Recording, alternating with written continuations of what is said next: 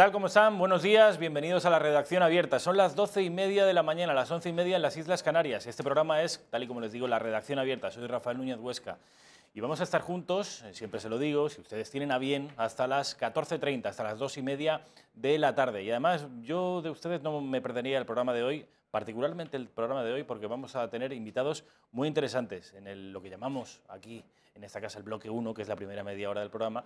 Vamos a tener nada más y nada menos que a Ángeles Pedraza, una persona muy conocida en nuestro país, muy querida por todos los partidos políticos y una persona que, después de hacer un trabajo público en favor de las víctimas del terrorismo, se ha comprometido con un partido político, con el Partido Popular. ¿Para qué? Para ser senadora, para pertenecer a partir del 28 de abril a la Cámara Alta de nuestro país.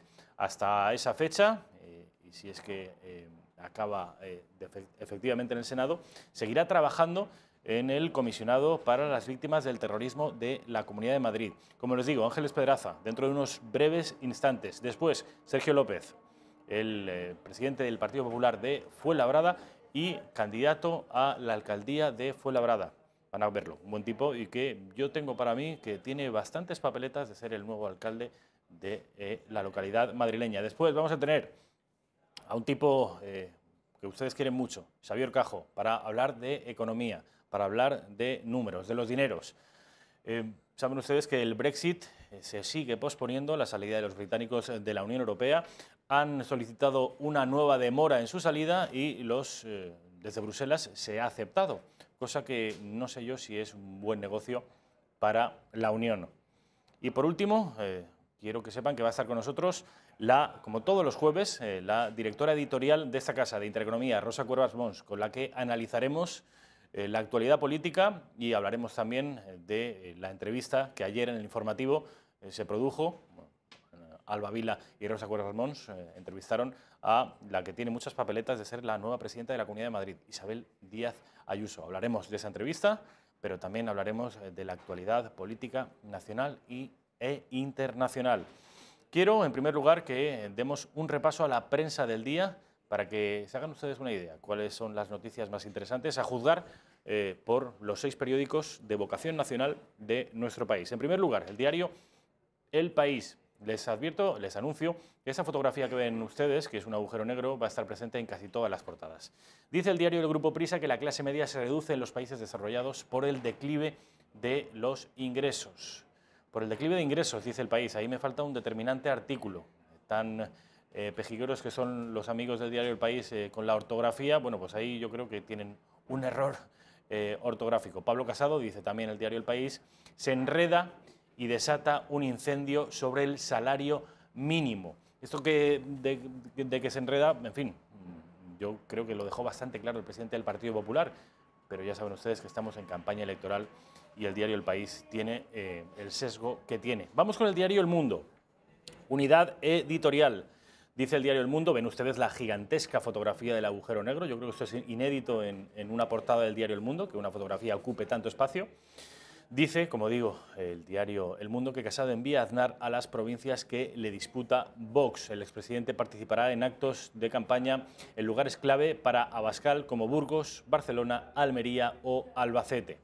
Casado intensifica sus mensajes hacia los votantes descontentos que ha venido captando Vox, dice Casado. Verán reflejadas sus demandas si vuelven al Partido Popular. Dice también el diario El Mundo que el Fondo Monetario Internacional ve a España, sin margen ante otra crisis si no reforma las pensiones. De manera que ante el desafío separatista, la crisis territorial, si finalmente vuelve a hacerse con el poder el Frente Popular, no solo tendríamos, como digo, un desafío de tipo separatista, sino un desafío económico. Por eso es doblemente urgente, doblemente importante que ustedes voten el 28 de abril en conciencia. Que voten a Ciudadanos, que voten al Partido Popular o que voten a Vox, pero que voten, desde luego, para que España siga siendo una y siga siendo próspera. Diario ABC, cuya portada va completa para el candidato del Partido Popular a presidente de gobierno. Dice el diario ABC que el Partido Popular promete ahorrar a los españoles 16.100 millones de euros en impuestos. Los analistas lo califican como una revolución fiscal. Quizá estamos ante el Partido Popular más liberal en lo económico desde Alianza Popular. Y por último, el último de los periódicos editados en Madrid, La Razón, también con esa imagen del agujero negro. Einstein tenía razón. Dice La Razón que Sánchez no descarta indultar a los líderes independentistas. Polémicas declaraciones hechas ayer en una televisión de A3 Media. Y dice también el diario del Grupo Planeta que casi 1,5 millones de indecisos duda entre Partido Popular o Ciudadanos. Saben ustedes que según el CIS, que tiene la credibilidad que tiene, el 40% de los españoles que tienen la determinación de ir a votar no saben por quién lo harán, cosa que le confiere a todo tipo de encuestas una viabilidad o una verosimilitud como mínimo menguante. Vamos con la prensa de Barcelona, diario del Grupo Godó, diario La Vanguardia. La campaña comienza con polémica en el PP por el salario mínimo interprofesional. La misma noticia del País, la misma noticia desmentida ayer por Pablo Casado. No existe ninguna polémica con respecto de ese salario mínimo interprofesional. Si la hubo, Pablo Casado la desmintió. Y por último, el periódico de Cataluña, que quizá también se haga eco de esta noticia. Además, fíjense ustedes, Raquel, páramelo aquí, párame la portada aquí. Si se fijan, el agujero negro del Universo, una fotografía negra con un agujero negro, y debajo justo pone Casado plantea ahora mismo bajar el salario mínimo. ¿Esto es inocente? ¿Esta construcción gráfica de la portada es inocente? Pues oiga, no lo creo. Casado, como les digo, plantea ahora bajar el salario mínimo. Falso, podría calificarse de fake news, puesto que ayer el presidente del Partido Popular lo desdijo. Vamos ahora sí a presentarles a Ángeles Pedraza, que está en las listas de este partido de Pablo Casado. Ángeles, ¿qué tal? ¿Cómo estás? Hola, buenas tardes. ¿Qué tal? Es un placer. Yo también, volver a esta casa siempre. No sé si has tenido oportunidad de fijarte en estas portadas, que en concreto 3 periódicos, El País, La Vanguardia y El Periódico de Cataluña, acusan al líder del Partido Popular de querer bajar el salario mínimo interprofesional. ¿Eso es así? No, y además lo ha desmentido el presidente y ha quedado bien claro. Lo que pasa que, bueno, estamos en campaña y lo que me da mucha pena que la prensa se pueda desvirtuar de esa forma, porque si te das cuenta, en El País dicen, bueno, como que parece que quiere, en La Vanguardia parece que quiere y ya el periódico dice lo baja. O sea, van a por él totalmente, pero bueno, no lo van a conseguir. Saben que quien siempre ha sacado de España de las crisis económicas y ha ayudado a los españoles ha sido el Partido Popular. Él ya lo ha desmentido, o sea, lo ha dicho bien, pero incluso hubiera habido un error, lo ha desmentido inmediatamente. Y yo creo que quien conoce a Pablo Casado y conoce al Partido Popular sabe que eso es mentira. Pero bueno, tenemos la prensa que siempre está empeñada en hacer daño y en mentir. Así que... ¿Según qué prensa, Ángeles? Claro, la prensa que quiere mentir, no toda la prensa, por supuesto. Ángeles Pedraza la conocerán ustedes porque ha sido durante muchos años la imagen, la cara pública y la voz de las víctimas del terrorismo en nuestro país, la presidenta de la AVT. Ahora a día de hoy, abril de 2019, es la comisionada para las víctimas del terrorismo de la Comunidad de Madrid y también es candidata por el Partido Popular a ocupar un sillón en la Cámara Alta, en el Senado, Ángeles. Sí, efectivamente, estoy muy contenta de que Pablo Casado haya pensado en mí. Y me siento muy orgullosa, la verdad, de poder llevar esos años que tanto he luchado y sigo luchando por las víctimas del terrorismo, pues poder ampliarlo y luchar por todos los ciudadanos españoles. Entonces me siento contenta, espero ganar y cuando esté en el Senado trabajar por todos los ciudadanos. Algún espectador podrá decir, Ángeles Pedraza, ¿por qué el Partido Popular, por qué no Ciudadanos, por qué no Vox? ¿Qué tiene este Partido Popular que te haya atraído como para presentarte al Senado?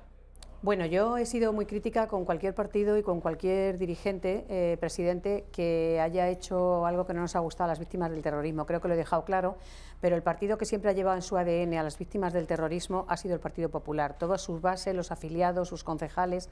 Y yo creo que con Pablo Casado ha vuelto la ilusión al partido. Yo creo que el Partido Popular nunca ha dejado los principios y los valores, pero hemos estado en unos años en que había que sacar a España de la crisis económica y quizá nos hemos centrado mucho en eso y hemos dejado de hablar de otras cosas que nos importaban también mucho. Pero ahora está Pablo Casado, yo tengo mucha ilusión, creo mucho en su proyecto está con las víctimas del terrorismo, está por defender todos esos valores, todos esos principios.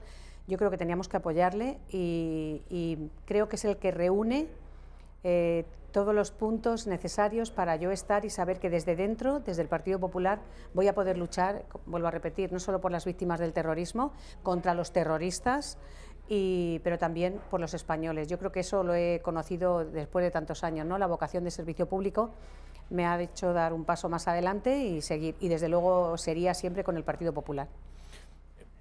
Contra los terroristas, acabas de decir, Ángeles. Algún espectador podría pensar, bueno, pero si ya no hay. Sí, sí que hay muchos, pero están en las cámaras, ahora están en las instituciones. Tenemos a Otegi, le hemos visto estos días, que además el señor Pedro Sánchez parece que ha ido a decirle que échame una mano, y un terrorista condenado, que ha cumplido su condena y que tendría que estar inhabilitado de por vida, como todos los que han pertenecido a banda armada, o como este señor que ha puesto ahora Bildu, que está declarado también como terrorista y sin embargo él lo presenta a las listas, creo que son a las europeas. Y bueno, yo creo que ETA no mata ahora mismo, pero no mata porque tiene todo lo que quiere, que es dinero e información. Están en las instituciones, tienen todo lo que quieren. Pero yo siempre digo que ETA está derrotada policialmente gracias a las fuerzas y cuerpos de seguridad del Estado que tenemos en España, que son las mejores del mundo, nuestra Guardia Civil y nuestra policía. Pero políticamente están triunfando, políticamente están, y no solo están en sus casas, sino que están representándonos a todos los españoles en las cámaras. Y me parece gravísimo que en más de 1000 ayuntamientos estén defendiendo sus ideas a través del dinero público y de los impuestos de todos los ciudadanos. Entonces yo creo que eso es algo que hay que seguir luchando muchísimo y yo creo que para eso tenemos que tener de presidente el presidente de un partido político que sí que crea en acabar con los terroristas políticamente. Entonces, por eso estoy aquí, por eso estoy con el Partido Popular y con Pablo Casado, porque creo que es el que lo puede conseguir. Dices, Ángeles, que el terrorismo etarra no debería estar en las instituciones. ¿Pablo Casado tiene algún tipo de compromiso para combatir esa presencia en las instituciones? Sí, sí, en su programa además lo lleva. Él está hablando todos los días de las víctimas del terrorismo y de cómo derrotar ese terrorismo. Nosotros pediremos otra vez la ilegalización de los partidos que no cumplen con la Constitución y con las leyes, y yo creo que sí es que se pueden hacer cosas y lo que hay que tener es ganas de hacerlo, y yo creo que Pablo Casado sí lo va a hacer. Decías que, en tanto que expresidenta de la OBT, consideras que es el Partido Popular el partido que reúne mejor el sentir de las víctimas y que las va a defender mejor.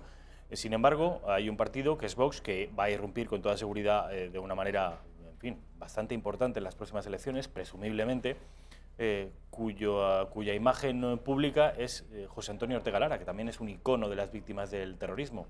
En Vox también dicen representar mejor que nadie el sentir de las víctimas. Bueno, yo creo, no dudo que sientan también el sentir que hablamos, ¿no?, de las víctimas, pero está claro que quien lleva gestionando muchísimos años en España el gobierno y quien ha estado siempre con las víctimas del terrorismo ha sido el gobierno que ha estado ya gobernando y que lo ha demostrado, que es el Partido Popular.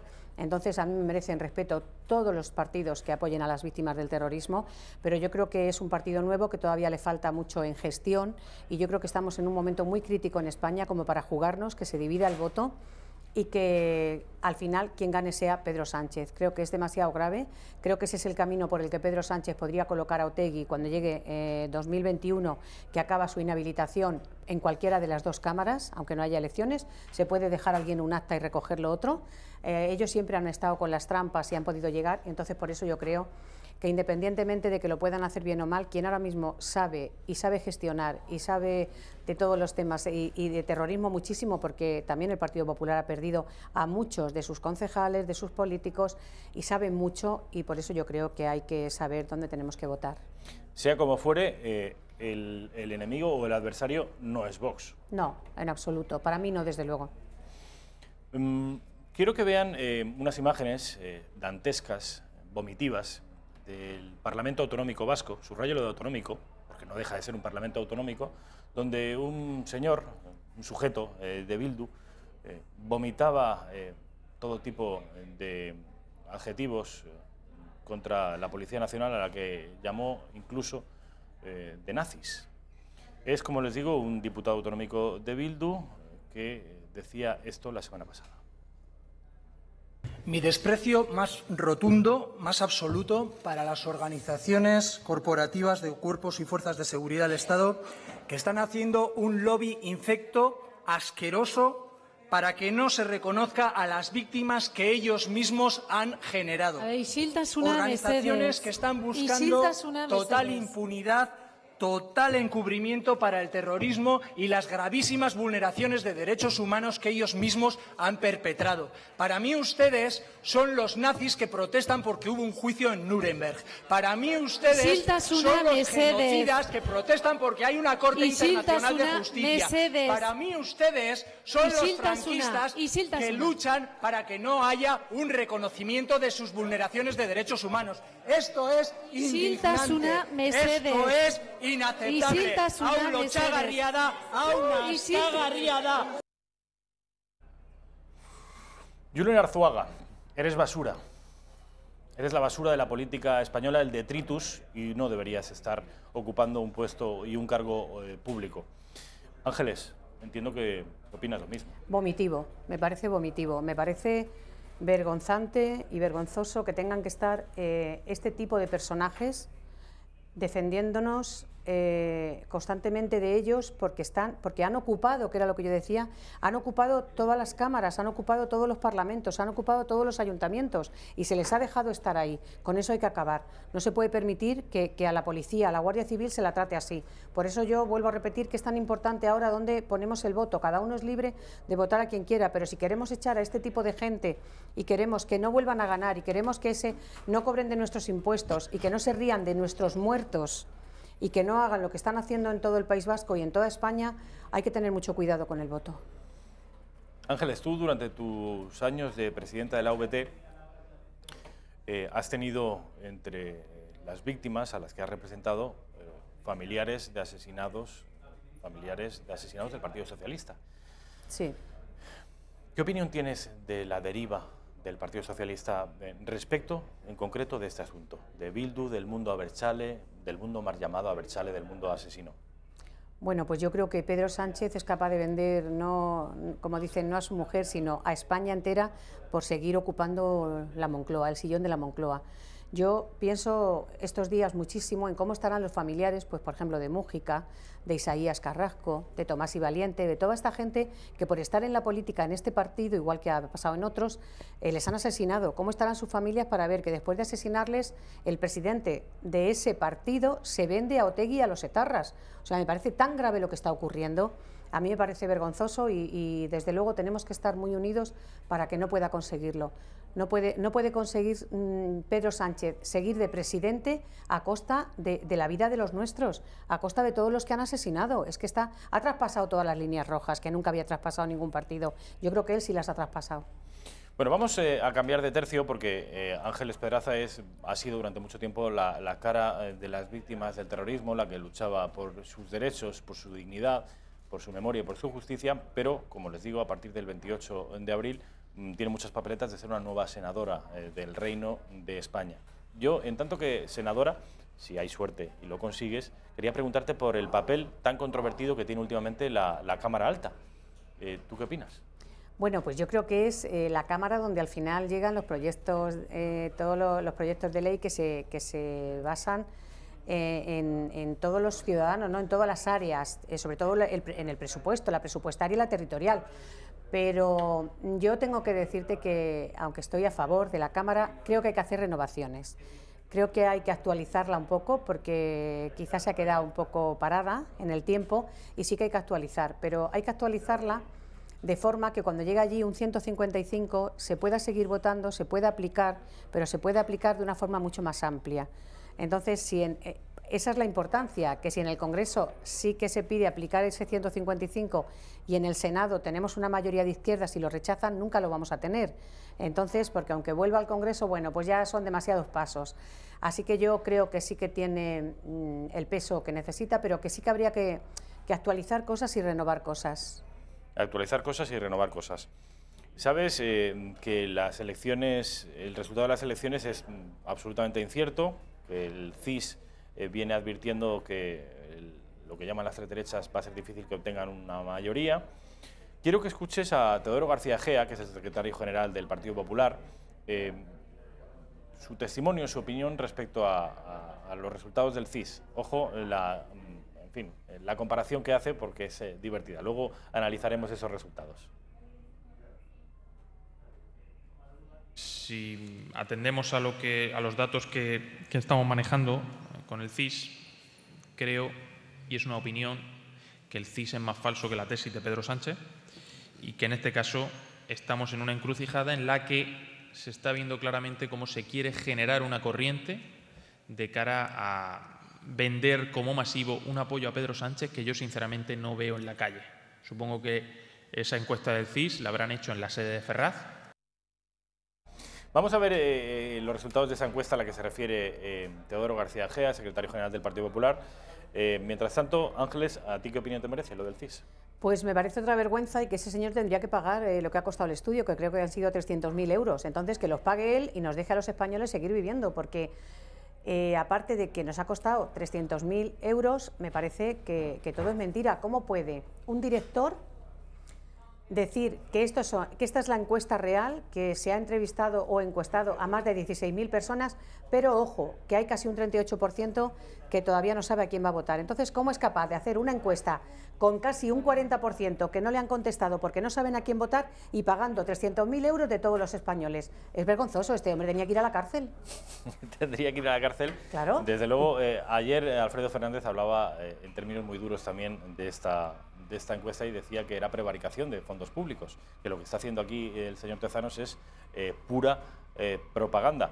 Lo cierto es, y esto a mí me preocupa, Ángeles, que esa encuesta no difiere mucho de las encuestas privadas, es decir, de las encuestas que sacan los medios de comunicación. La Razón es el periódico que mejor, más posibilidades le da al Partido Popular, a Vox y a Ciudadanos, pero el combate va a ser duro, ¿eh? No está nada claro que podamos revertir la situación. No está nada claro, por eso yo pido que se aglutine el voto, que el voto sea para un partido, para el Partido Popular, porque esta vez yo siempre digo que en todas las elecciones todos los partidos quieren y queremos ganar, pero esta vez es que es muy difícil de ganar y entonces nos jugamos mucho España y los españoles, y entonces yo creo que hay que darle el voto a un partido que ha sacado varias veces a España de la crisis económica, al partido que siempre ha estado al lado de los pensionistas, al partido que ha tenido las mejores políticas sociales, al partido que ha luchado por las víctimas del terrorismo. Entonces, por favor, que unamos el voto en un partido para que el señor Sánchez no siga en la Moncloa. Ángeles Pedraza, ha sido un placer tenerte aquí en esta redacción abierta. Mil gracias.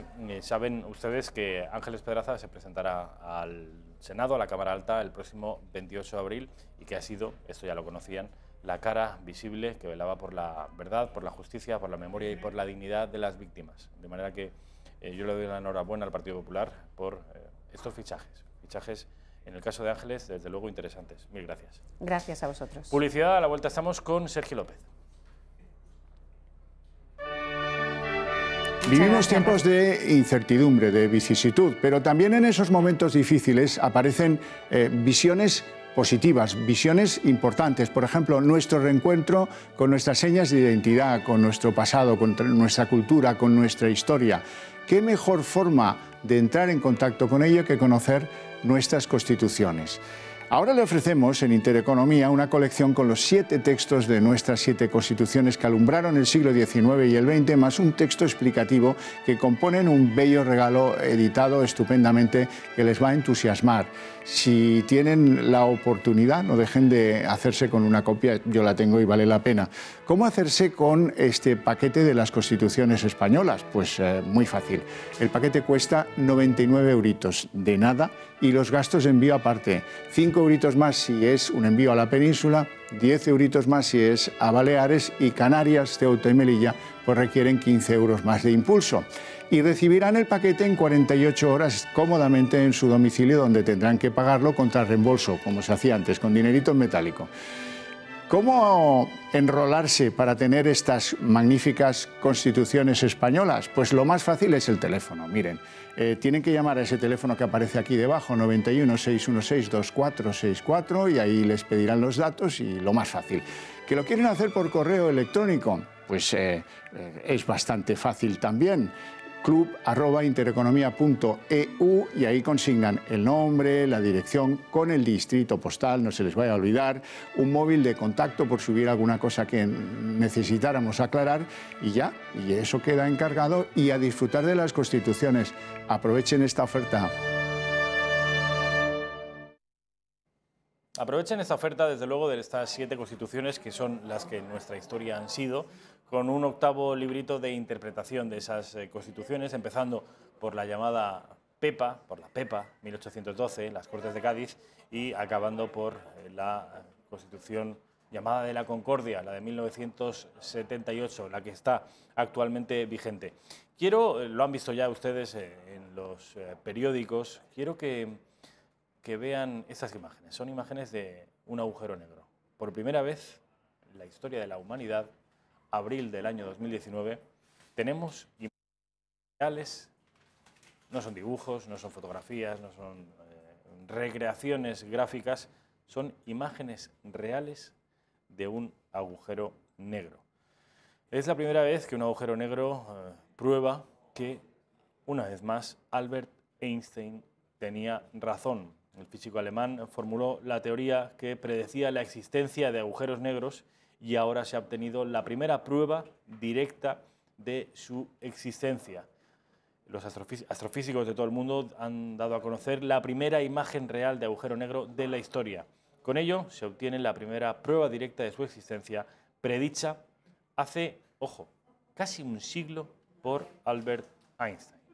Hasta ahora se trataba de uno de los más enigmáticos objetos cósmicos e incluso el propio físico alemán ponía en duda su existencia, pese a que teóricamente existían. La primera imagen de un agujero negro constituye la prueba más directa jamás obtenida de la existencia de estos cuerpos celestes, explica el astronómico Frederick Getz. Según la ley de la relatividad general, publicada en 1915 es decir, hace más de un siglo por Albert Einstein, que permite explicar su funcionamiento, la atracción gravitacional de estos monstruos cósmicos es tal que no se les escapa nada. Son objetos que poseen una masa extremadamente importante en un volumen muy pequeño, como si la Tierra estuviera comprimida en un dedal o el Sol únicamente midiera 6 kilómetros de diámetro. La fuerza de la gravedad que emana del agujero negro es tan fenomenal, tan potente, tan gigantesca, que no se ha logrado recrear en laboratorio. Pero sabemos que existen dos tipos de agujeros negros. Los agujeros negros estelares, que forman al final del ciclo de la vida de una estrella y que son extremadamente pequeños. Tratar de observarlos más cercanos equivaldría a buscar distinguir una célula humana en la Luna.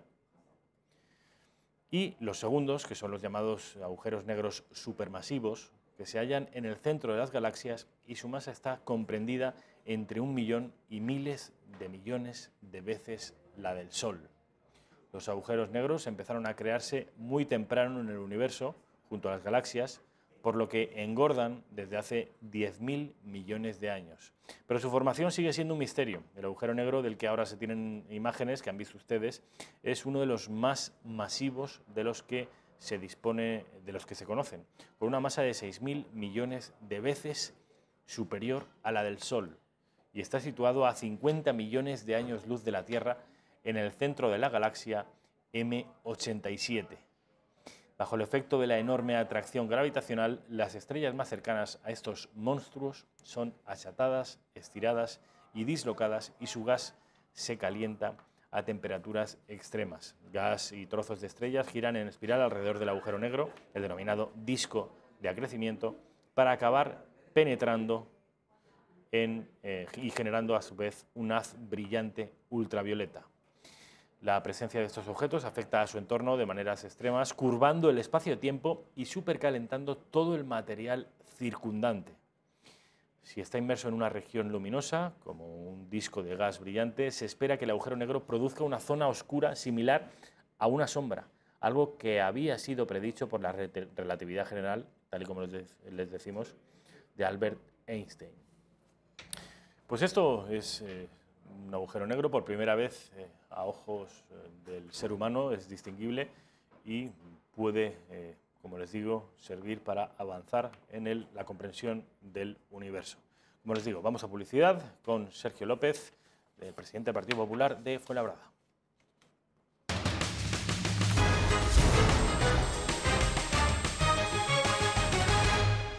¿Qué tal? ¿Cómo están? Bienvenidos de nuevo a la redacción abierta. Son las 13:03, 12:03 en las Islas Canarias. Sergio López, ¿qué tal? ¿Cómo estamos, Sergio? Un placer, como siempre.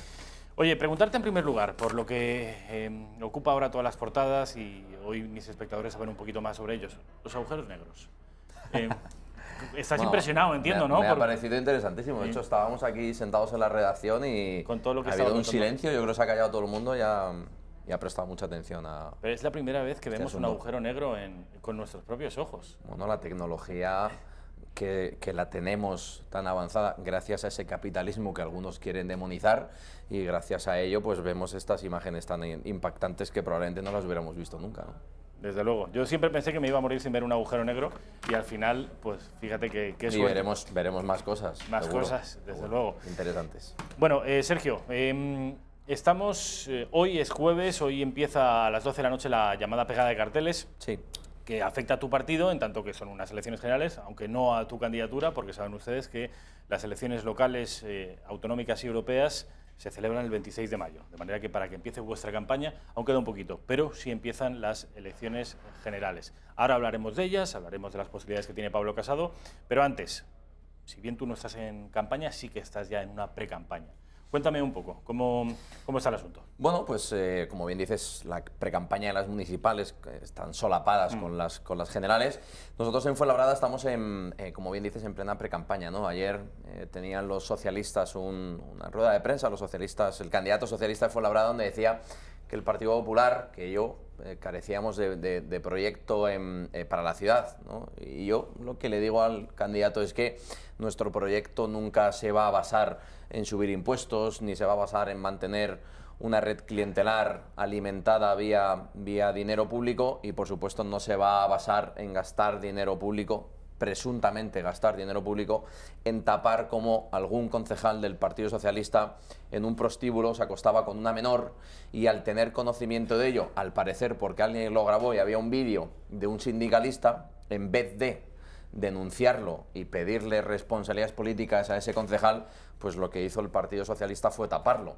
Estamos viendo que están viniendo ministras de Pedro Sánchez a Fuenlabrada, hoy ha estado Carmen Calvo, y yo me hubiera encantado poder preguntarle que qué le parece que un concejal de su partido, de su grupo, se pudiera acostar con una menor, todas estas que se les llena la boca de feminismo, de derechos de la mujer y estas cosas, y que un concejal del PSOE se haya presuntamente acostado con una menor, que alguien que estaba en esa sala lo grabó y que se pusieron a guerrear con ese vídeo de manera interna, tanto los socialistas como la UGT, y bueno, actuaron en consecuencia, pero siempre en clave interna. Esto se deriva de unas filtraciones de llamadas telefónicas de la Operación Emperador, donde bueno, pues había un concejal del Partido Socialista que tenía su teléfono pinchado por otras cuestiones del polígono Cobo Calleja, del polígono de las Anguilas, y en esas conversaciones se escucharon estas cuestiones que este concejal hablaba con la que es mujer del exalcalde, secretaria de la comarca sur de la UGT, con el jefe de la policía, el de recursos humanos, etcétera, etcétera. Es decir,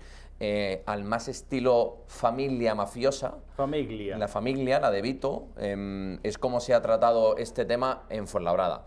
Entonces yo lo que les digo desde aquí a los socialistas, la primera a la directora del Instituto de la Mujer, que fue concejal de Igualdad en el Ayuntamiento de Fuenlabrada, la señora Silvia Bovent, si tiene algo que decir que un compañero suyo de partido se ha acostado en un prostíbulo con una menor.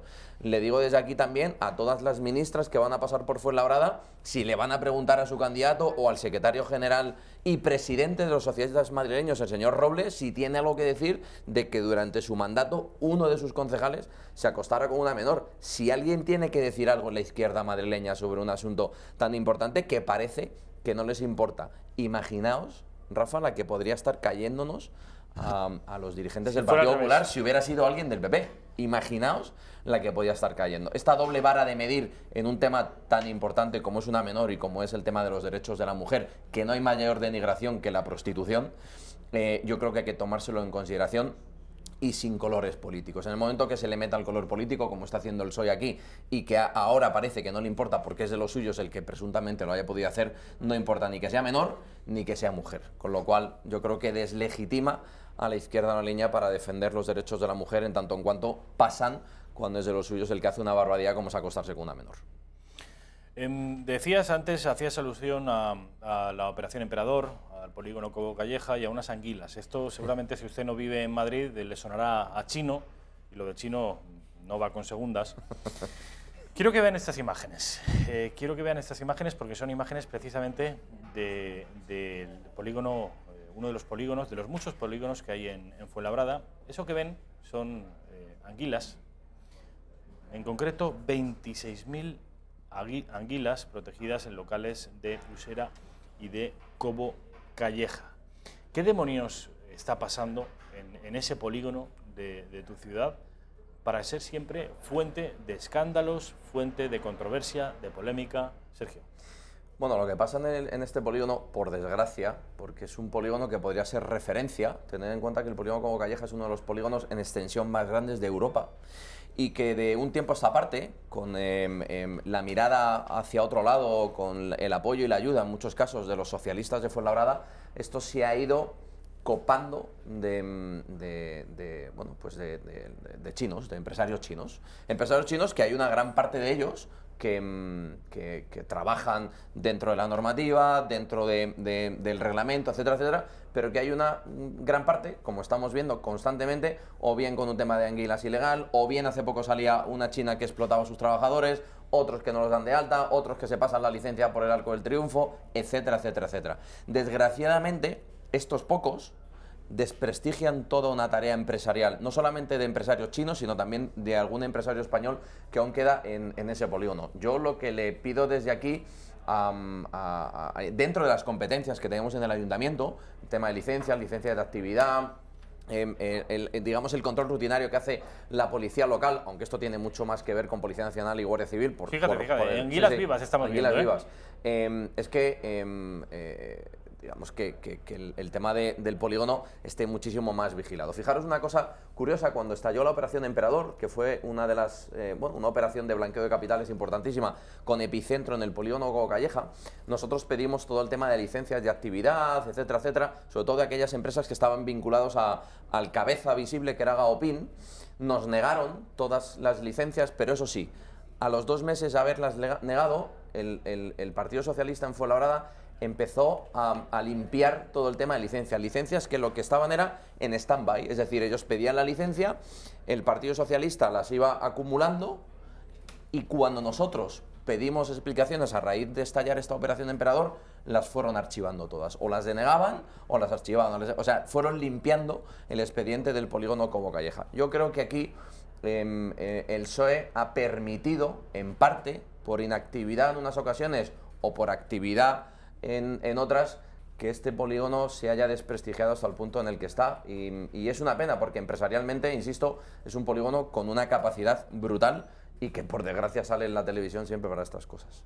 Y seguramente en ese polígono, vamos, seguro, con toda seguridad, la inmensa mayoría de los trabajadores y de los empresarios son gente honesta, son gente... Sí, lo he dicho, hay una inmensa mayoría de empresas que funcionan bien, de empresarios chinos que cumplen a rajatabla la norma y el funcionamiento, y de empresarios españoles. Además, en ese polígono hay grandes empresas con unos volúmenes. Yo antes de ayer estuve con uno de los empresarios que tiene una empresa que tiene 12 naves, temas de decoración, de diferentes temas de construcción de negocios y tal, y de alimentación, o sea que hay muchas empresas muy buenas. Y que la pena es que cuando estos señores van y dicen ¿dónde están ustedes ubicados? En el Cobo Calleja, es como en el Cobo Calleja, ¿lo hacen ustedes todo bien?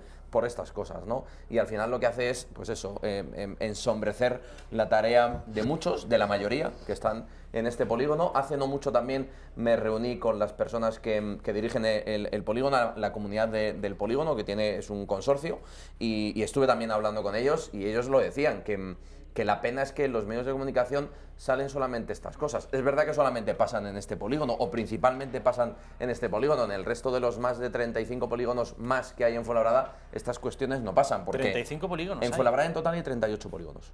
Qué barbaridad. Pero lo que pasa es que este tiene una magnitud enorme, insisto, es uno de los polígonos en extensión y en número de empresas y de naves más grandes de Europa. No es una cosa baladí, y la pena es que estas cosas surjan allí. Bueno, el mismo día en el que Sergio López puede ser designado alcalde de Fuenlabrada, si es que tiene la suerte y el apoyo de sus vecinos, Isabel Díaz Ayuso puede ser también designada, no sé cuál es mi cámara, ¿esta, Raquel? Sí, la 3. Isabel Díaz Ayuso puede ser también designada la presidenta de la Comunidad Autónoma de Madrid. Ayer, precisamente, Ayuso estuvo en esta casa, en Intereconomía, en el informativo, y ayer estuvo ofreciendo, desglosando parte de sus listas y parte de su programa electoral, y dijo que la renovación y lo que llama el rearme ideológico del PP es una realidad, y ella va a estar a la vanguardia de ese rearme ideológico. Vean. Que esta medida se pone en marcha porque nos lo han pedido familias numerosas que tienen problemas, que necesitan ayudas para seguir avanzando, que a mi juicio, pues como digo, son buenas para todos y que quizás les ha cogido con el pie cambiado. En el caso de Podemos se han puesto realmente nerviosos porque para ellos, bueno, ya sabemos que para ellos la cultura de la vida es algo un tanto negativo, y para ellos el hecho de que un no nacido, bueno, para su familia, para solicitar títulos numerosos, para tener algún tipo de beneficios fiscales, que eso sea así considerado les parece hasta ofensivo. Que los no nacidos ya cuentan, por ejemplo, para la renta mínima de inserción, también para solicitar cheques de escuelas infantiles. Luego ya se tenía en consideración al no nacido en estos casos. Lo único que estábamos hablando ahora es de incorporarlo también para el título de familia numerosa. Yo quiero mirar para adelante, yo siempre digo renovarse o morir, creo en la renovación, pero creo en algo que tiene el Partido Popular y que no tienen otros partidos, y es gestión y conocimiento. Luego hay que saber unificarlo todo, hay que coger lo mejor de los mejores y reforzar con nuevas personas, evidentemente, los equipos. Hemos visto, en último lugar, esas declaraciones donde Isabel Díaz Ayuso hablaba de una renovación, de un rearme ideológico, y previamente hemos visto los cortes de la candidata hablando de una de sus propuestas, la principal propuesta que hizo ayer y que a juicio de la prensa de izquierdas y de los partidos de izquierdas ha sido muy controvertida, muy polémica. Esta propuesta consiste en que si una mujer está embarazada, ese niño que viene en camino pueda ser considerado a efectos legales y fiscales un miembro más de la familia, al objeto exclusivamente de que esa familia pueda obtener una serie de beneficios sociales. ¿Dónde está la polémica? Yo no la veo en ningún sitio, la verdad. A mí me parece algo sensato. Es decir, si el niño va a llegar... Ayer yo estaba en este desayuno donde lo anunciaba nuestra candidata Isabel Díaz Ayuso, y le preguntaban, un periodista, no sé de qué medio de comunicación era, que si finalmente el niño no venía, que qué pasaba. Y claro, pues ella se quedó un poco diciendo, mire, pues es que esto no me lo he planteado, porque la medida está planteada para el niño que viene, para un niño que la familia quiere, y para simplemente facilitarle la tarea, no solamente también el tema de familia numerosa, sino la tarea administrativa, ¿no? Depende del niño en la época que vayan a hacer, yo ya puedo ir matriculándole en una escuela infantil, puedo ir haciendo gestiones de algo que ya tiene vida, que no ha salido a la luz, pero ya tiene vida, y que además tiene unos derechos reconocidos legalmente, incluso en nuestro Código Civil. Todo lo demás, pues lógicamente es que si la izquierda se revuelve ante esto, es que lo estamos haciendo bien. Y sobre todo, hablando, o digamos, a pie de esto, este rearme ideológico, yo creo que se ha puesto en negro sobre blanco en las 500 medidas del programa electoral con el que Pablo Casado se presenta a presidir el Gobierno de España. Es el Partido Popular, el de siempre, este partido de centro, derecha, liberal, reformista, que tiene un sentimiento humanista cristiano, que está reflejado en nuestro programa electoral, que creemos en la bajada de impuestos, que creemos en la libertad individual, que creemos en la propiedad privada, que creemos que cuanta más libertad, o que el eje de nuestro programa sea la libertad, muchísimo mejor le va a la sociedad, pero sin aspavientos y sin barbaridades, con sensatez, con lógica, la que ha hecho o la que hizo de este partido en su momento el presidente Aznar el partido de referencia del centro derecha español. Y esto es lo que representan las 500 medidas de Pablo Casado, y lo que junto con Isabel Díaz Ayuso y un humilde servidor vamos a defender sin complejos y con claridad, que es que somos el Partido Popular de siempre, que vamos a defender las ideas de siempre, probablemente como nunca, probablemente sin ningún complejo, y escuchando mucho más al que es y ha sido siempre nuestro potencial votante, y al que yo desde aquí le digo que esta es su casa de siempre, que no experimente, que al final los experimentos normalmente no suelen salir bien, y lo que sale bien es lo original. Y en eso es lo que nosotros y lo que nuestro candidato y futuro presidente del Gobierno de España está trabajando, y lo que nuestra candidata a la Comunidad de Madrid también está haciendo, lógicamente. Lo del futuro presidente del Gobierno de España, a juzgar por las encuestas y en concreto por la del CIS, no parece que se vaya a ser. Luego vamos a verlo, luego vamos a ver esa encuesta del CIS, pero antes vamos a seguir con esa mujer a la que ustedes están viendo en un primer plano, Isabel Díaz Ayuso, y esa medida que puso ayer encima de la mesa, una medida según la cual cuando una mujer está embarazada, ese niño que viene en camino ya puede considerarse a efectos legales pues un miembro más de la familia, con todas las ventajas que eso pueda suponer para esa familia. La candidata a presidir la Comunidad de Madrid por Podemos, se llama Isabel Serra, es tocaya de Isabel Díaz Ayuso, dice que el Partido Popular es un partido antivida y lo que hizo ayer Díaz Ayuso no es otra cosa que una ocurrencia peligrosa. Vamos a verlo. Bueno, a mí lo que me parece es que el partido es un partido antivida y que bueno, ya debería de dejar de decir burradas. Lo que demuestra lo que está haciendo Isabel Díaz Ayuso es que el Partido Popular está cada día más sometido a Vox, no lo demuestra solamente Isabel Díaz Ayuso, sino también Pablo Casado, y bueno, que han identificado los derechos de las mujeres como su principal objetivo en esta campaña, y que piensan que cuando salen de foco, como han salido de foco, cuando se aparecen proyectados los papeles de Bárcenas, pues si dicen alguna burrada, pues consiguen llamar la atención. Yo creo que para que se trabaje de acuerdo a las familias de este país, lo que hay que hacer es garantizar los derechos sociales y garantizar que haya empleo. Como no hay proyecto, que es lo que hemos visto durante toda esta legislatura, lo que hay son ocurrencias de última hora, y nos parece que una propuesta sobre los concebidos no nacidos como mínimo debería estar pensada como para que la candidata que lo propone tenga algo que decir cuando le preguntan sobre la propuesta, más allá de no lo he pensado. Nos parece una ocurrencia peligrosa. Y un partido antivida. Bueno, nosotros estamos sometidos a la vida, sí. Y estamos sometidos a la unidad de España, y estamos sometidos a la libertad y a la Constitución y a nuestra bandera. Ese es nuestro sometimiento o nuestra tarea diaria.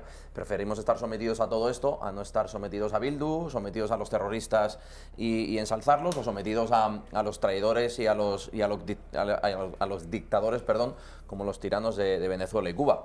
Cada uno se somete a lo que cree. Nosotros creemos en unas cosas, estas señoras, que yo es la primera vez que las veo en mi vida, se someten a otras. Bueno, pues en base a esos sometimientos, el pueblo que es soberano decidirá a quién prefiere someterse, si a una candidata como Isabel Díaz Ayuso, que defiende la vida, porque esto es una defensa clara de la vida, o aquel que se prefiere someter a Arnaldo Otegi. Pues cada uno que lo que ha hecho ha sido acabar con vidas asesinándolas. Entonces, pues cada uno se somete a unas cosas, y nosotros preferimos estar sometidos a la vida. Y sobre todo una cosa, que es que esta izquierda, toda, el Partido Socialista, porque también ha hecho declaraciones la ministra Calvo diciendo que esto es una barbaridad y que es un tal, ha sido siempre reaccionario contra la vida, siempre reaccionario contra España, siempre reaccionario contra la unidad de España y con lo que representa todo esto. Entonces, lógicamente, para nosotros, lo que no vamos nunca a dejar es en aquel empeño de defender en lo que queremos,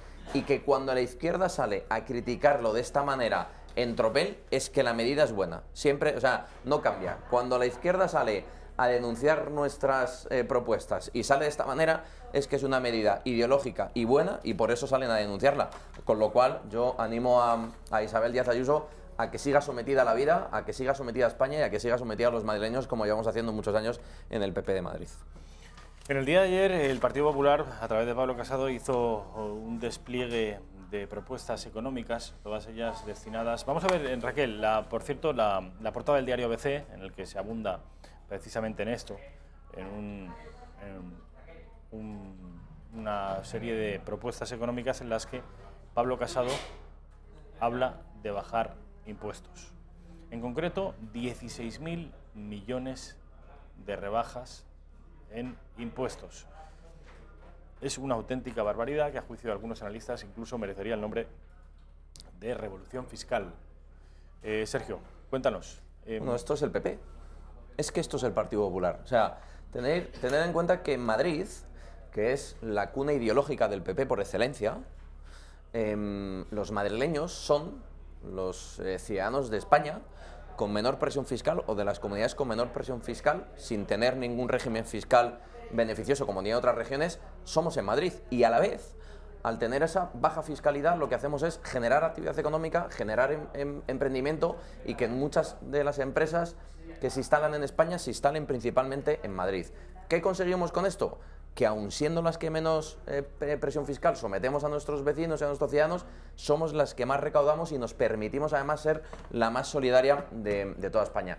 Este es el PP de siempre, y esto es lo que Pablo Casado lógicamente quiere llevar al gobierno de España, y más a las puertas de una recesión económica a nivel europeo, que todos los analistas están hablando, incluso el gurú económico del partido actualmente, que es Daniel Lacalle, ya nos advierte de que hay que poner medidas encima de la mesa para no evitarla, porque no la vamos a evitar, pero sí de alguna manera que dañe lo menos posible a la economía española. Y esto es lo que Pablo plantea, una revolución fiscal que lo que permita sea ahorrarnos 16.100 millones de euros en impuestos, para que esos impuestos lo que hagan sea recircular la economía. Con medidas además muy concretas, porque digamos que ahí se detalla la cifra total, pero se habla del impuesto de la renta a las personas físicas, de impuestos de sociedades, la eliminación de muchos impuestos que nos parecen además injustos, y que hubo un momento en el que se pusieron encima de la mesa para determinadas cuestiones y que se quedaron cuando se tenían que haber eliminado ya hace tiempo.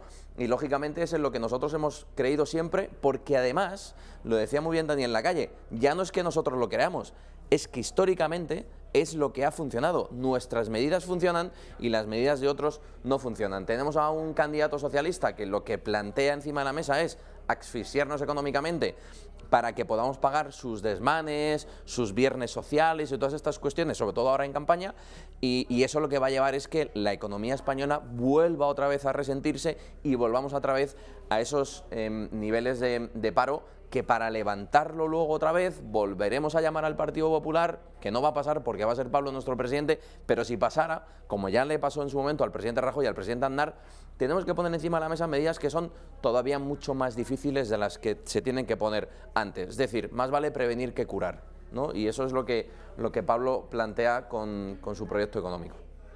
Vamos a ver la encuesta del CIS. Esa que a Pablo Casado le da risa, se muere de risa con ella. De hecho, vamos a ver antes, Raquel, si te parece, esas declaraciones de Pablo Casado cuando se le pregunta por la encuesta de Tezanos, y luego me pones, si eres tan amable, Raquel, la propia encuesta. Tenemos CIS. Y claro, ya a uno le da la risa. Yo el último CIS ya dije que era la cistitis de Pedro Sánchez, ¿no? Pero este CIS ya es algo ya sobrenatural. Han cambiado la cocina de la cocina, o sea, esto ya es esferificaciones, nitrógeno líquido, esto ya es un laboratorio culinario que ni Ferran Adrià. Este es el resultado de ese laboratorio culinario, de las esferificaciones y todas estas cosas raras que hace la cocina de vanguardia. Bueno, pues esto es aplicado a la ciencia demoscópica. El Partido Socialista arrasaría en intención de voto, con casi 1 de cada 3 votos de los españoles irían a Pedro Sánchez.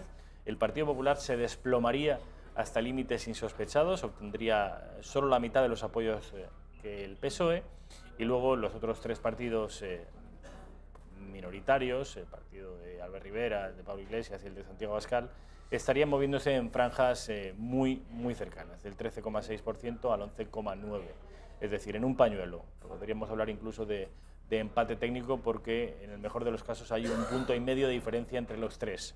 Pero lo interesante, lo indignante, a juicio de algunos, es que el Partido Socialista arrasa y el Partido Popular se desploma. Bueno, yo no le llamaría encuesta. Yo a esto lo que le llamaría sería herramienta sociológica de la izquierda para condicionar el voto, que es al final lo que está haciendo el CIS en los últimos CIS. Pero en este caso de una manera muy descarada. Yo lo que veo aquí es una intención de decirle al pueblo español lo siguiente: concentremos el voto en la única fuerza de izquierdas que puede concentrar el voto fuerte para evitar a los nacionalistas, a los independentistas, etcétera, etcétera, aunque se van a arrodillar a ellos, llevan tiempo arrodillado a ellos, pero con esta encuesta parece que no tendrían necesidad de, y que da igual a quien votemos de la derecha, porque el voto útil como tal no surte efecto, porque están los 3 en un puño de votos. Esto es la intencionalidad. Yo leo de esa encuesta. Esa intencionalidad es torticera, y es bochornosa, porque condicionar el voto desde una tribuna electoral, Pedro Sánchez, Pablo Casado, no condicionarlo, sino planteando un proyecto político e ilusionando o no al votante, es legítimo. Para eso estamos y para eso son las campañas electorales, y esto va de proyectos, y esto va de ideologías, y esto va de todas estas cosas.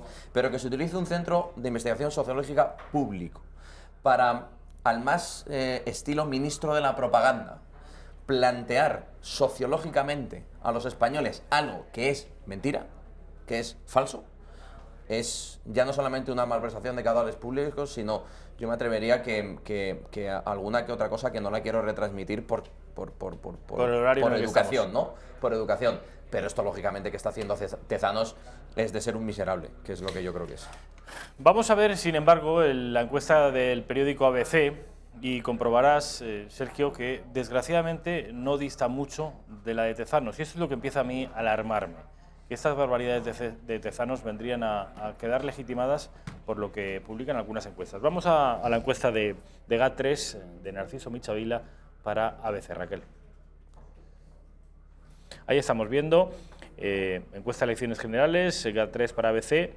El Partido Socialista incluso obtendría más apoyo en esta encuesta de GAT3 que en la encuesta del CIS. Es verdad que el Partido Popular obtendría un poquito más de apoyo, un 3%, un 2,5% más que la del CIS, y Ciudadanos algo más de lo que le otorga el CIS. Pero el resto vendría a ser, ese Partido Socialista sigue ganando músculo, cosa a mi juicio incomprensible.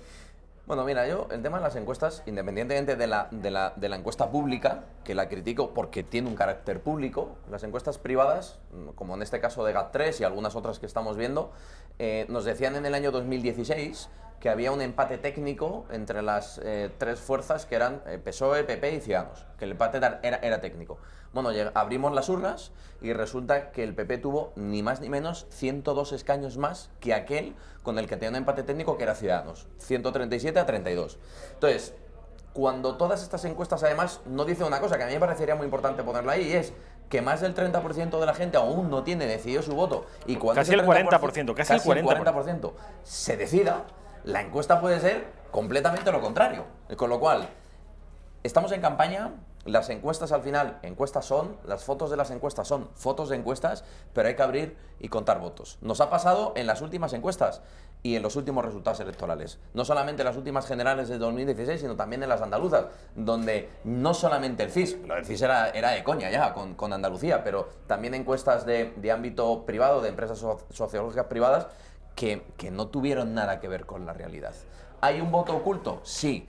¿El CIS intenta decir que no hay un voto oculto para condicionar y fortalecer el voto de izquierdas focalizado solo en el Partido Socialista? Sí. No nos dejemos engañar. Salgamos a votar. Concentremos el voto. Y concentremos el voto sobre todo aquellos que queremos que gobierne el Partido Popular y que gobiernen las ideas del centro-derecha español.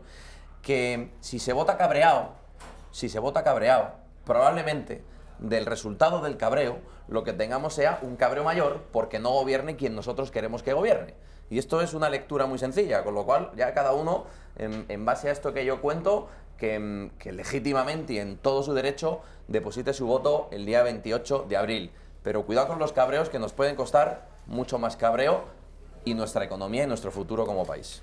Bueno, hemos visto los resultados que arroja el CIS, hemos visto los resultados de GAT3 para ABC, y ahora quiero que veamos una nueva estadística. Te va a llamar la atención porque son españoles que han sido preguntados también, pero no por una encuesta, no por una casa de encuestas, sino por una casa de apuestas. Son españoles que apuestan su dinero y dicen qué es lo que creen que va a ocurrir en nuestro país.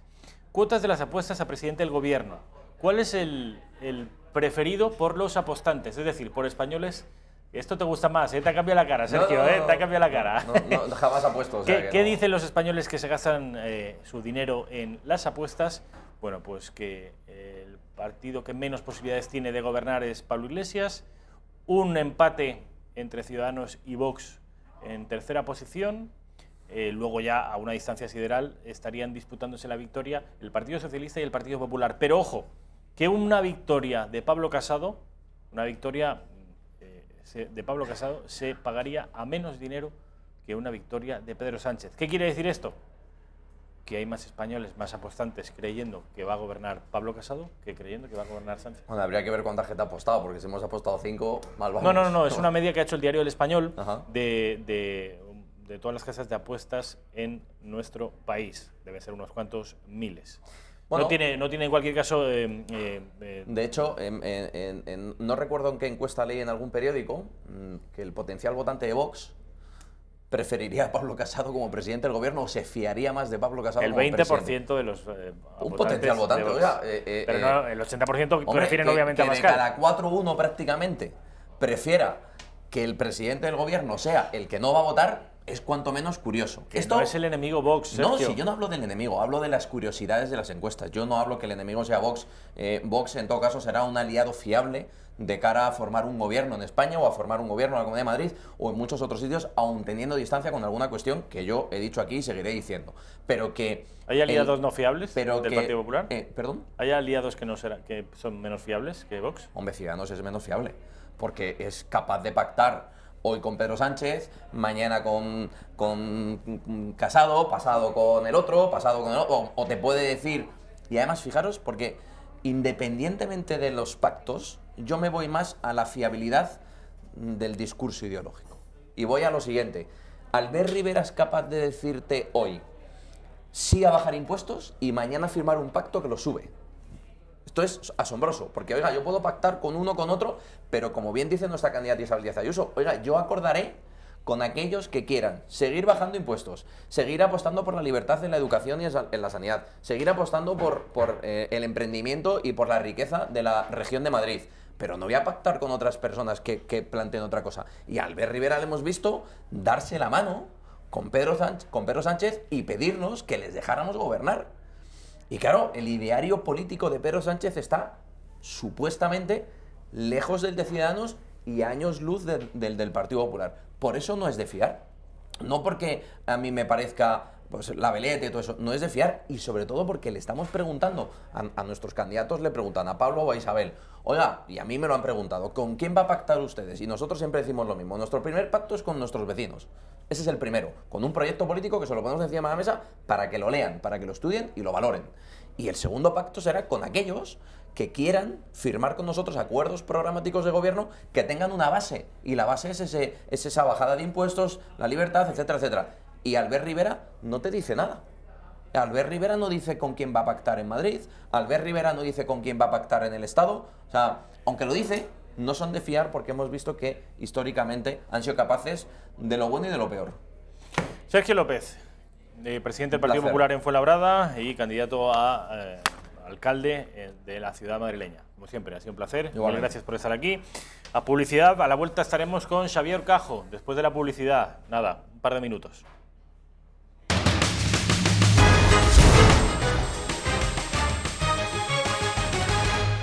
De vuelta en esta redacción abierta, son las 13:40 minutos, las 12:40 en Canarias. Xavier Cajo, ¿qué tal? ¿Cómo estamos? Muy bien. Xavier Cajo, saben ustedes que viene por lo general a hablarnos de economía, en este caso va a hablarnos del Brexit. Ha habido un nuevo movimiento por el que los británicos se pueden felicitar, pero sospecho que los que estamos a la otra parte del Canal de la Mancha no tanto. Antes, sin embargo, quiero contarles una última hora. Se trata de un miembro del Partido Popular, en este caso la candidata, la número 1, la cabeza de lista por el Partido Popular en la provincia de Barcelona, Cayetana Álvarez de Toledo. Estaba prevista para hace 10 minutos una conferencia en la Universidad Autónoma de Barcelona. Bueno, pues ha tenido gravísimos problemas para acceder al salón de actos de la Universidad de Barcelona porque una muchedumbre de gente, personajillos ataviados con banderas esteladas, algunos de ellos incluso con pasamontañas, han bloqueado la entrada entre insultos, amenazas y gritos, perdonen si están los niños delante, de hija de puta, nazi, te vamos a... En fin. Esto está ocurriendo no en Hernani, no en Guipúzcoa. En Bellaterra. En Barcelona, la ciudad que antaño fue el ejemplo y el espejo en el que toda España se quería mirar. La ciudad moderna, la ciudad abierta, la ciudad cosmopolita, la ciudad integradora, la ciudad próspera y empresarial. En esto es lo que se ha convertido Barcelona en manos del nacionalismo identitario. Qué pena, Xavier. ¿No es la Barcelona que tú conociste? Bueno, esta es mi universidad. Esta es mi alma mater. Y siempre fue muy roja. Siempre fue muy roja. Bueno, sí, pero esto... esto ocurría en la Universidad Pública del País Vasco. En la Autónoma de Barcelona ha habido de todo muchas veces. Con Rosa Díez hubo de todo hace unos años, con Ciudadanos ha habido de todo algunas veces. Lo que pasa es que yo creo que ya han dejado de ir, porque es la Autónoma está a 30 kilómetros de la ciudad. ¿Tan lejos? Sí, en un recinto al que se llega por carretera, obviamente, o por tren, pero que está lejos. No es que alrededor haya barrios y no, está aislada. Y entonces, claro, esto significa, uno, que los que hoy han hecho esto son inequívocamente estudiantes, si no todos de la Autónoma, la mayor parte. Y en segundo lugar significa pues que hay un clima en el que no se propicia, como en el conjunto de la Universidad Española, la libertad de cátedra y venga aquí, la escuchemos, la preguntemos, tal o cual. Pues lo que prospera es un comportamiento absolutamente fascista para con el que viene a contar una verdad que no gusta oír. En este caso parece que una verdad no independentista. ¿Quién manda entonces ahí? Pues en parte la SCUP, en parte el rojerío más rojerío de todos los rojeríos que hay en Cataluña y que sintoniza y coquetea con el independentismo tácticamente, porque en realidad no es lo suyo, Los marxistas, trotskistas, no sé. Lo que quieren es destruir al Estado, lo que quieren es destruir España, lo que quieren es corromper el orden, lo que quieren es revolucionar este país. Y les sirve el independentismo como le podían servir pues, las plantas medicinales. Les da igual, siempre y cuando puedan armar barullo, convocar huelgas, controlar carreteras, quemar neumáticos, ese tipo de cosas. Bueno, que sepan que esto está ocurriendo en estos momentos en directo, las 2 menos cuarto en la Universidad Autónoma de Barcelona. ¿Qué está ocurriendo en Bruselas, en esa negociación entre Theresa May y Jean-Claude Juncker, o Donald Tusk o Tusk? Bueno, pues hay novedades. Tusk. Creo que en polaco es polaco, sí, no es británico, no es inglés. Bueno, hay novedades, sí. Ayer hubo una tensa reunión que acabó pasadas la 1 de la madrugada con un acuerdo pírrico, podríamos decir, un acuerdo que, como decía usted antes muy bien, perjudica más a los continentales que a los británicos y que demuestra de nuevo la generosidad con la que la Unión Europea y sus dirigentes políticos abordan este proceso. ¿Qué se planteaba? Se planteaba, bueno, se acaba hoy 12 el plazo dado a Inglaterra, al Reino Unido, y no tenemos respuesta. Ni esta señora tiene plan, ni perrito que la ladre. ¿Qué hacemos? Bueno, pues la interrogaron durante 1 hora y media, le hicieron unas preguntitas y luego debatieron sin la May en la sala. Había varias propuestas. La francesa, a la que luego se sumó Bélgica y tal, muy dura. Ya vale, se acabó. Si el Brexit es duro, si quieren 15 días más por cortesía se lo damos, pero puertecita y fuera. Porque claro, si se quedan dentro hay muchos problemas que arreglar. Primero, las elecciones. Las elecciones. ¿Qué hacemos en las elecciones? ¿Les dejamos los bancos vacíos? ¿Los convocamos? Se ha comprometido la señora May a hacer elecciones. Que ya me contarán, si ya de normal vota poca gente, ¿quién va a votar en el Reino Unido en unas elecciones a eurodiputados sabiendo que se van a marchar en cuanto puedan? Se ha alargado el plazo hasta octubre, ese es el titular del día de hoy. Pero ¿cómo fue la negociación de eso y qué papel jugó España? Pero antes de que nos cuentes la negociación, si se ha alargado el plazo hasta octubre, el 26 de mayo hay unas elecciones europeas. Por eso digo que van a convocar elecciones en el Reino Unido y por eso digo a ver quién vota allí sabiendo que se marchan en octubre. Pero si esto parecía que iba a ser imposible, que los británicos... Se ha comprometido ¿Y la redistribución de escaños en el Europarlamento que se iba a hacer en función de la ausencia de los...? Ella va a tener eurodiputados, aunque sea por 1 mes, o por 2 o por 3, con lo cual los británicos votarán en mayo las elecciones a Europa. ¿Que será patético el resultado? Pues seguro. ¿Que habrá votos nulos a tope insultando a Europa? Pues también. Pero este es el compromiso. De otro modo se tendrían que haber ido. No pueden estar sin renovar sus eurodiputados o sin convocar elecciones y ser miembros de pleno derecho del Parlamento Europeo. Ese era uno de los problemas. Como es otro de los problemas, ¿qué pasará con los comisarios británicos? Que renuevan el día siguiente a las elecciones, unos días después. Pues que les tendrían que nombrar. No, ya han firmado ayer que no va a haber comisarios británicos en ese nuevo gobierno europeo que se configure tras las elecciones. ¿Qué temía Europa? Pues Europa teme, es la posición Macron, que desde el interinato de saber que se van, porque esto no está en ninguna discusión, todo el mundo ha descontado y ha tragado el efecto, ya sé que usted ha visto pasar por aquí muchos, no es mi caso, que han dicho habrá un referéndum, ya verás, esto no acabará en nada. Que no se van, que no se van. Se van, ¿está claro? Se van. A juzgar por lo que está pasando... No, hombre, mire, han convocado esto hasta el mes de octubre, pero el compromiso es que se van el día... Bueno, pues que los británicos no quieren oír hablar de otra cosa y los europeos cada vez menos. Los europeos, ayer la gran preocupación de Macron era esto, que no se nos vaya a convertir en un caballo de Troya que sigue en Europa y conspira contra Europa y bloquea decisiones de Europa y no nos deja avanzar y hacia adelante, porque este largo proceso del Brexit, 3 años ya, ha deteriorado mucho a Europa. La gente, los que manejan el dinero en Singapur o en Hong Kong o donde sea, no tienen tanta confianza en Europa como tenían antes. Si hay que pelear en la guerra comercial con Donald Trump, no es lo mismo hacerlo con o sin, no es lo mismo hacerlo con la coherencia de unas instituciones que este tema lo han resuelto. Aquí no lo hemos resuelto. Esto no es favorable. Es verdad que ganamos algo, europeos y británicos, que no, la ruptura no es brutal, no es una ruptura, un Brexit duro, como solemos decir, y que no nos tiramos los platos a la cabeza y que es un divorcio más suave, más pautado, parece ser, ya veremos en qué acaba. De momento tienen pues todo ese tiempo hasta finales de octubre para ordenar el divorcio, para ver cómo lo hacen y de qué manera sale menos costoso para los europeos y también pues si les sale menos costoso a los británicos, yo me alegraré, pero nadie está diciendo vamos a repensar esto. Nadie está diciendo pongamos el reloj a cero. Nadie está diciendo vamos a hacer un referéndum más. Nadie está diciendo, por ejemplo, podría ser, Europa podría haberlo hecho ayer y no lo ha hecho. Señores británicos, ¿ustedes se quedarían en Europa a la Noruega, que tiene un acuerdo de libre comercio, pero no está integrada en muchas de las cosas europeas, por ejemplo en la moneda? ¿Ustedes se quedarían así? Nadie se lo ha propuesto a los británicos. O sea, crece la inquina en Bruselas contra los británicos y las ganas de ayudar, que se espabilen porque el problema lo han creado ellos. A la señora May, cuando vaya con este pírrico acuerdo de prolongar esto hasta octubre, en Inglaterra le van a decir convoque elecciones y vamos a ver qué piensan los británicos, pero no se llamen a engaño, los británicos siguen en lo suyo, no queremos seguir en Europa.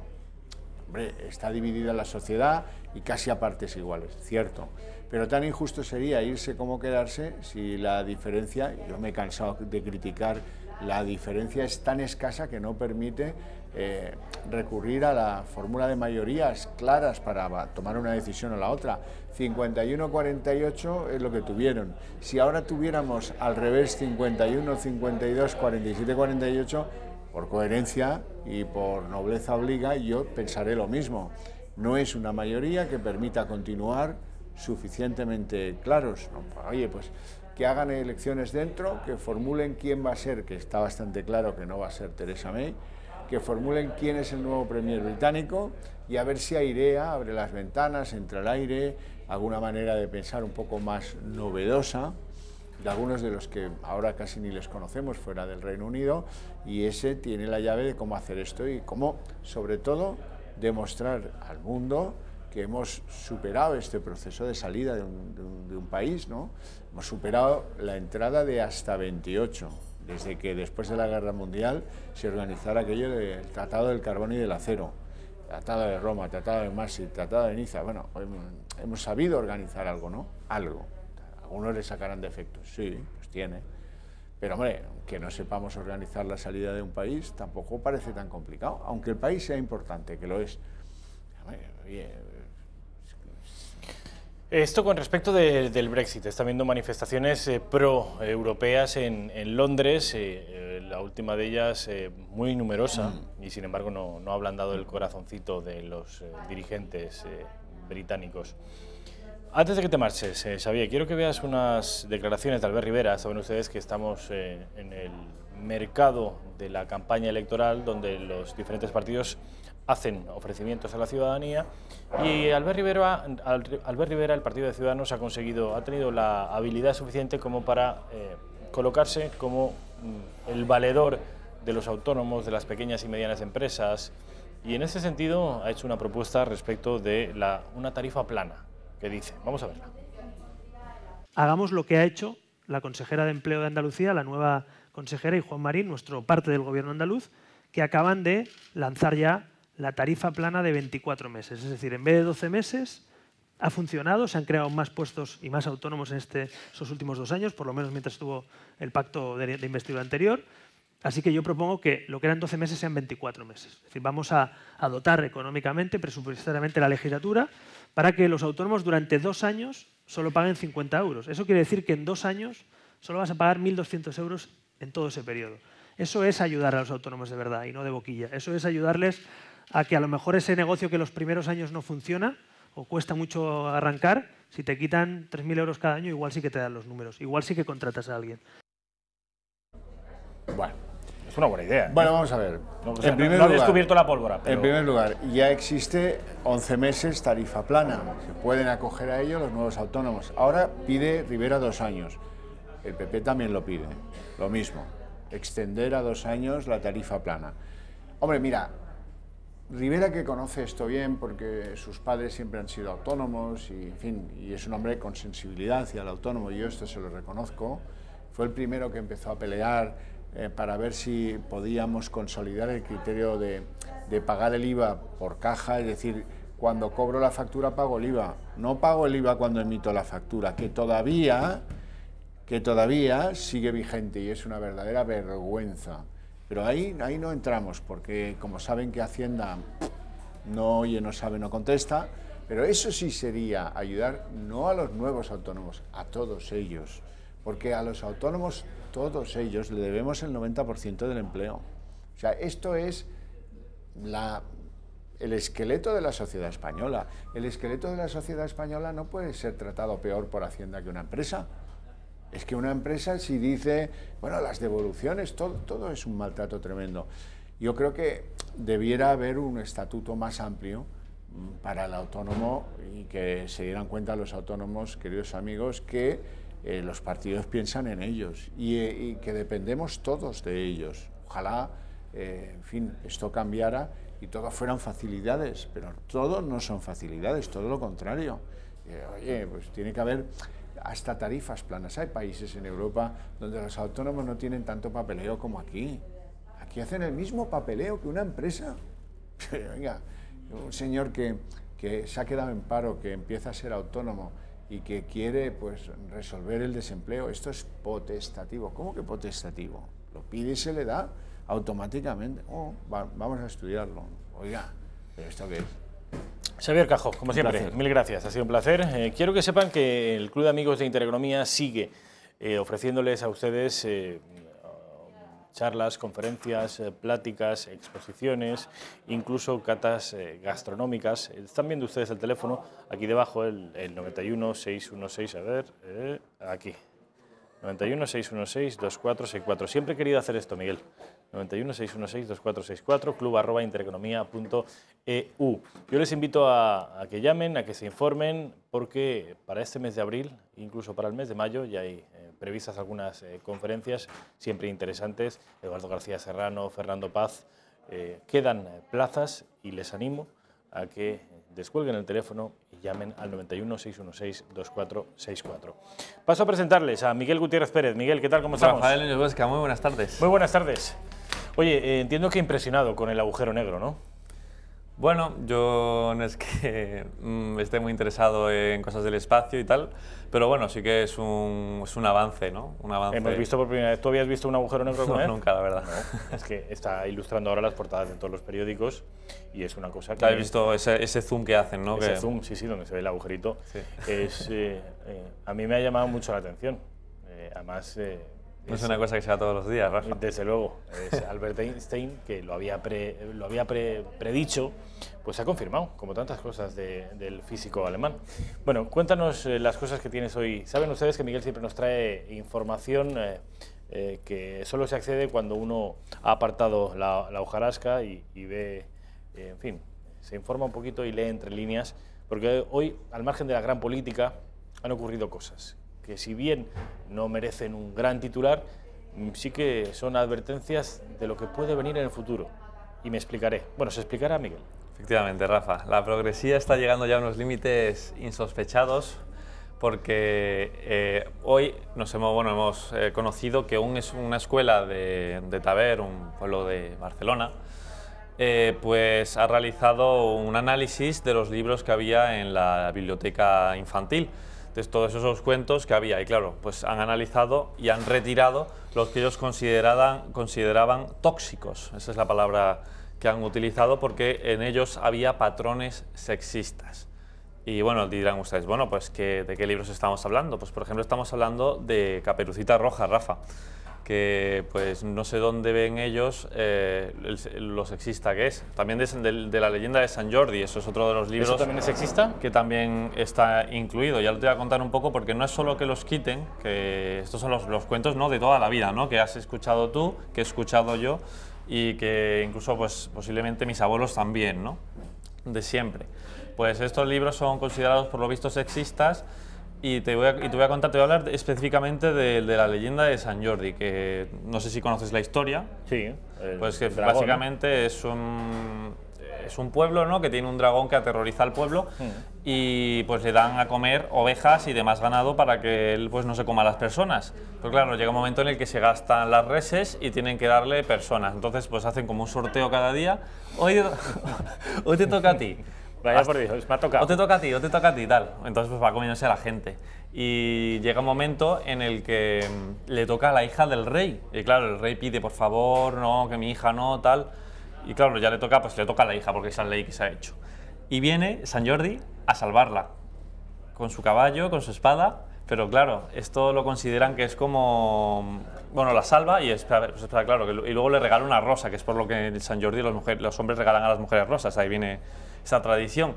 Y claro, esto lo consideran súper sexista, porque está como definiendo los géneros, definiendo los sexos de lo que debe ser el hombre y lo que debe ser la mujer. El hombre debe ser esa persona valiente, ¿no?, y que salva a la mujer que está indefensa y demás. Entonces, pues esto lo consideran súper sexista, y esto ha sido en Cataluña, lo cual que me parece, bueno, por lo menos a mí me ha chocado un poco que en Cataluña se carguen a Sant Jordi. Pero es que claro, no es solo que se lo carguen, no es solo que retiren este libro por considerarlo sexista, sino que te traen a Santa Jordina. Y no me digas, que sustituye a Sant Jordi. Y te voy a contar qué hace esta señora. Es un libro, por ejemplo, que se llama La revolta de Santa Jordina, que reinterpreta y actualiza la historia de Sant Jordi con una mujer feminista, con una mujer republicana. No me digas. ¿Y qué más? Una mujer feminista, republicana, empoderada, evidentemente, porque es ella la que se va a enfrentar al dragón. Y claro, pues cambia la historia completamente para adaptarlo pues, a esos ideales progresistas e independentistas, en este caso, que se llevan hoy en día, Rafael. Y pues tú me dirás, ¿no? Adaptar los libros, porque ya te he dicho Caperucita Roja, te he dicho Los tres cerditos, que claro, ahora nosotros podríamos decir, oye, ¿y por qué tienen que ser los tres cerditos? Porque claro, un cerdo es un término peyorativo. ¿Por qué tienen que ser hombres? Que sean mujeres también, ¿no? Las tres cerditas. Vamos a poner nosotros también así, ¿no? O también hemos visto en las imágenes La Bella Durmiente, que también pues lo consideran sexista. Y claro, digo yo, también hay otro libro otro cuento de niños pequeños que se llama La ratita que barría la escalera, pero ahora nos dirán ellas, ¿por qué la ratita? ¿Por qué tiene que ser mujer la que barre la escalera precisamente, ¿no?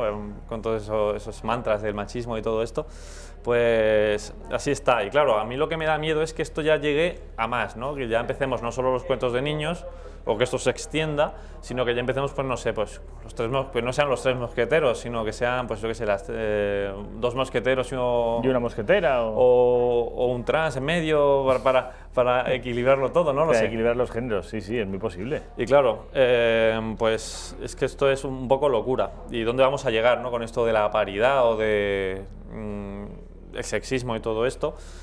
Y básicamente adaptar. Pero bueno, es que esto no es lo único, porque claro, yo ya he dicho, pues voy a meter un poco todo en el mismo saco, porque estamos llegando a una serie de, voy a decirlo, chorradas. Sí, chorradas por no decir otra cosa. Sí, Y claro, pero es que en Adelante Andalucía es el partido, la rama de Podemos, que es más radical que Podemos todavía. Sí. En mi tierra, en Andalucía, pues otra de las chorradas, como meten el animalismo, pues que los animales tienen que tener una jornada laboral de 8 horas. No me digas. Porque tienen la misma dignidad que una persona. Y claro, pues tienen que tener tiempos de trabajo determinados, no pueden estar todo el día currando. Qué fuerte. El animalismo es uno de los mantras de la corrección política, de los caballos de batalla, y nunca mejor dicho, lo del caballo.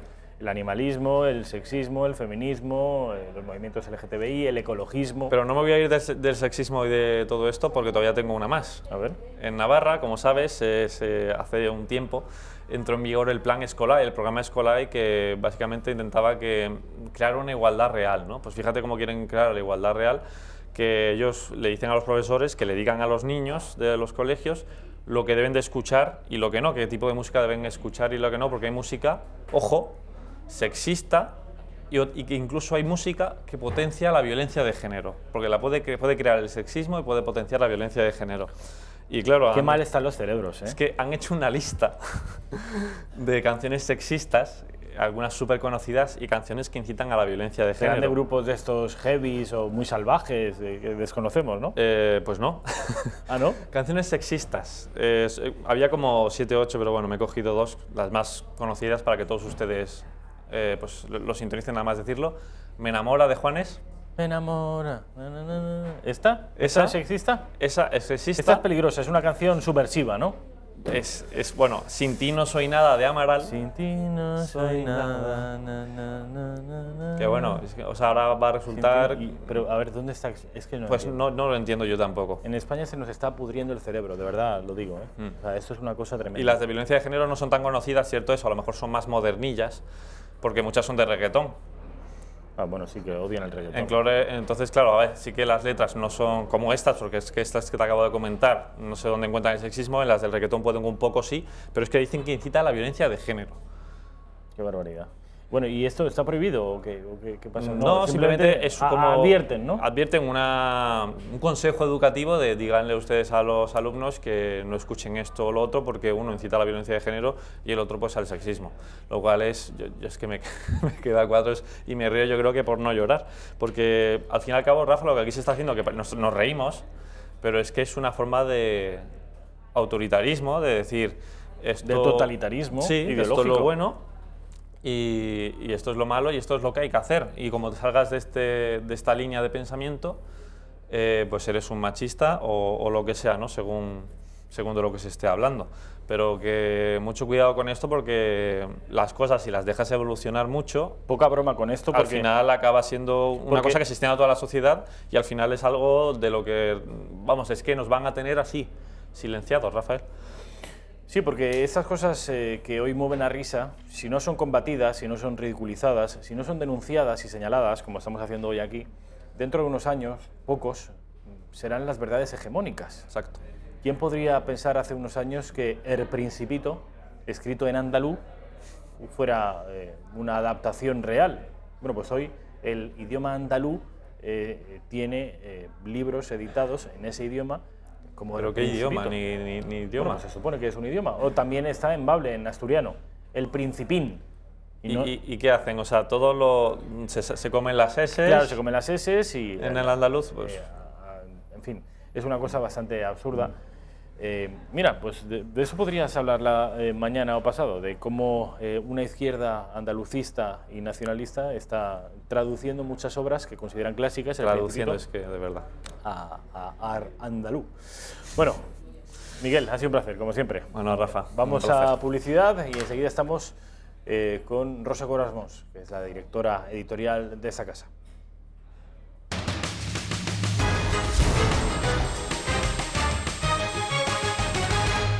Bueno, pues ya estamos de vuelta en la redacción abierta. Son las 2 y 8 minutos, la 1 y 8 minutos. Rosa Corasmons, ¿qué tal? ¿Cómo estás? Muy bien, Rafa, ¿qué tal? Ayer, se lo he comentado a los espectadores, aunque seguramente no hubiera hecho falta que se lo comentara, porque como ustedes son tan fieles a Intereconomía, sabrán que mi compañera Rosa Corasmons y también Alba Vilalaje entrevistaron a la que es candidata a presidir la Comunidad de Madrid por el Partido Popular, Isabel Díaz Ayuso. Rosa, antes de que me des tu opinión, que estuviste allí en el... Iba a decir la refriega, no fue una entrevista cómoda, pero desde luego no fue una entrevista desagradable como muchas veces ustedes ven en televisión. Sí. Quiero que vean el corte que he seleccionado de esta entrevista que hicisteis ayer. Vale.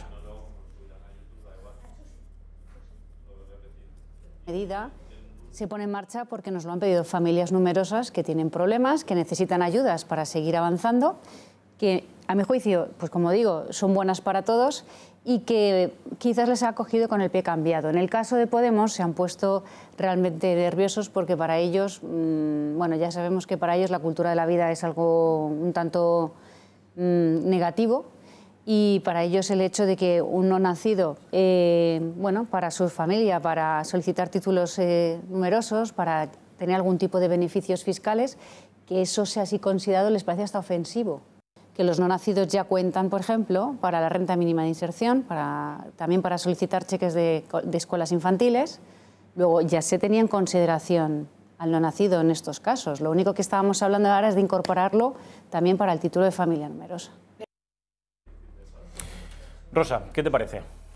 Bien, vamos a ver, a mí esa medida me parece magnífica. Sí. El problema es que después de esa respuesta le preguntamos a Isabel Díaz Ayuso si de alguna manera no es incoherente, incluso incompatible, anunciar esta medida de protección al no nacido, lo que quiere decir que se considera al no nacido miembro de esa familia a la que va a pertenecer, a la que pertenece ya desde mi punto de vista, y a la vez mantener una ley, como ha mantenido el Partido Popular de Mariano Rajoy y como parece que no tiene intención de derogar el nuevo Partido Popular, el de Pablo Casado, porque ha hecho desaparecer del programa electoral la cuestión del aborto. Entonces, mantener una ley en la que se permite el aborto de una manera tremendamente laxa, sin supuestos hasta la semana 14 y desprotegiendo un bien protegido jurídicamente como es el no nacido.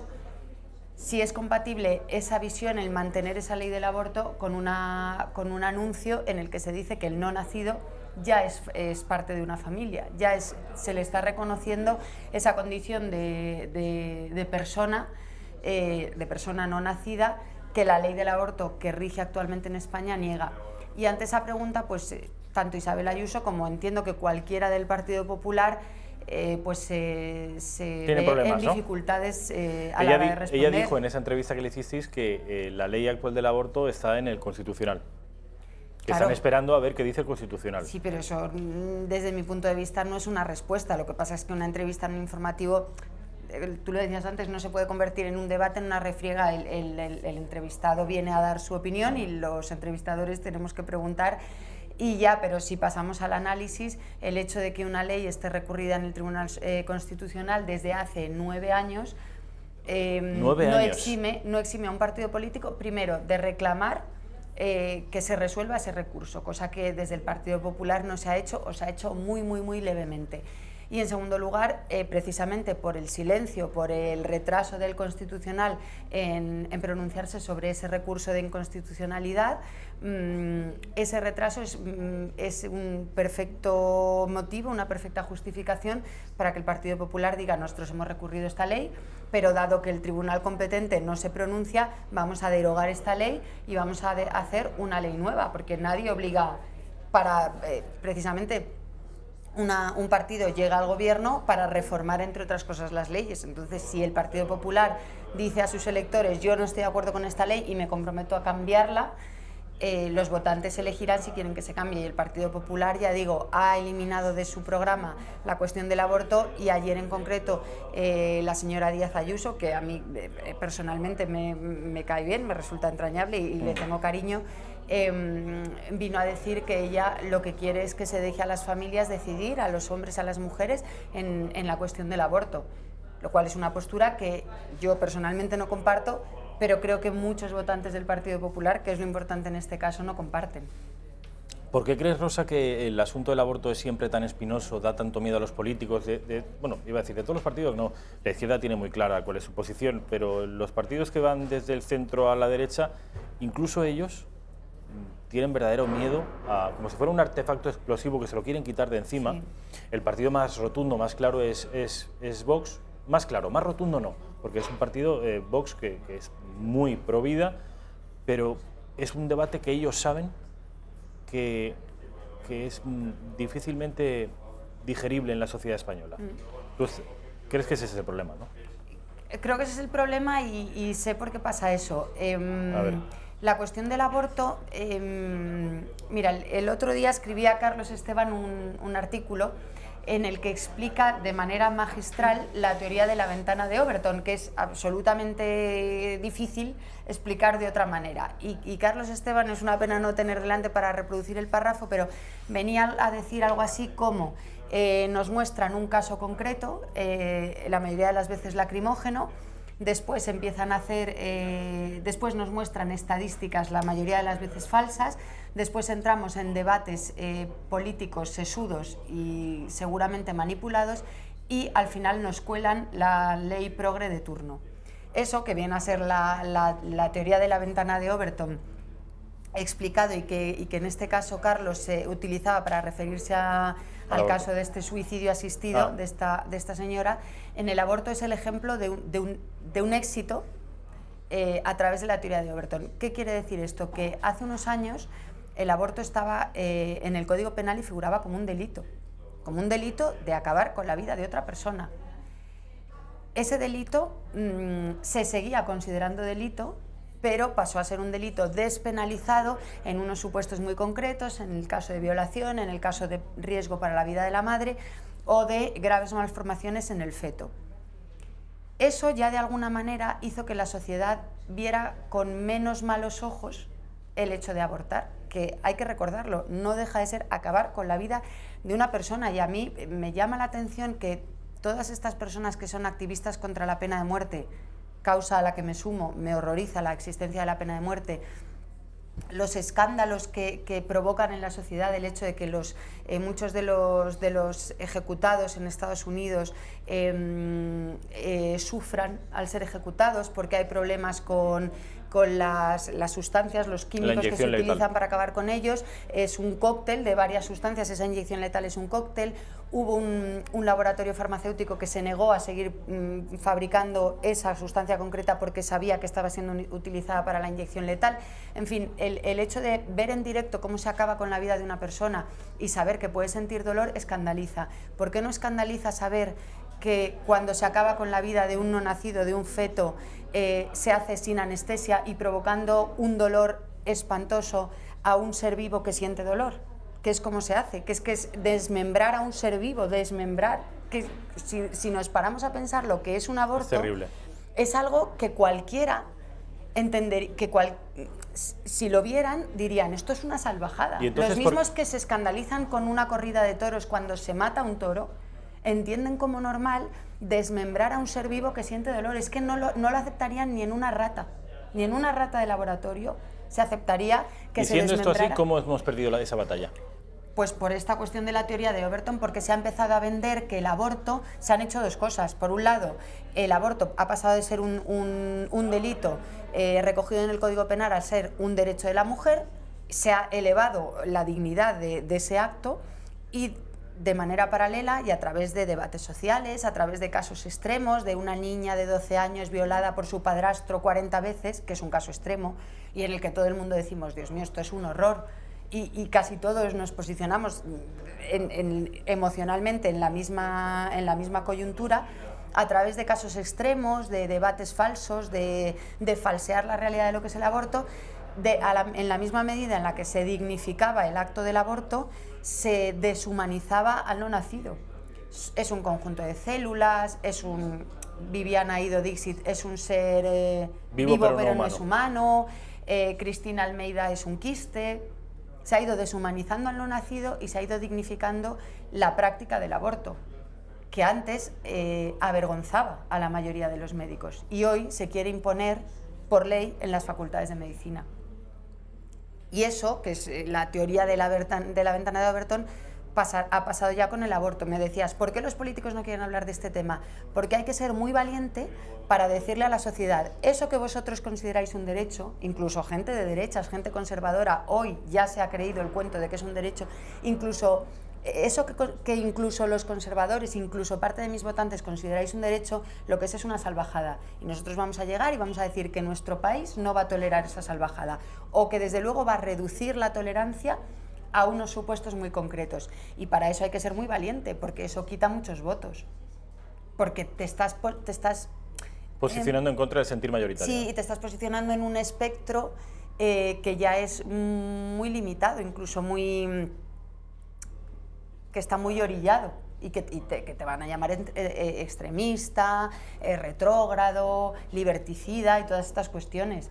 Por ejemplo, con la eutanasia está empezando a pasar, ya hay determinados políticos de la derecha que están hablando con el cuento de la muerte digna, que por supuesto todos pero cuando ellos hablan de muerte digna no hablan de una muerte digna como entendemos o como se debería entender la dignidad, hablan de una muerte artificial.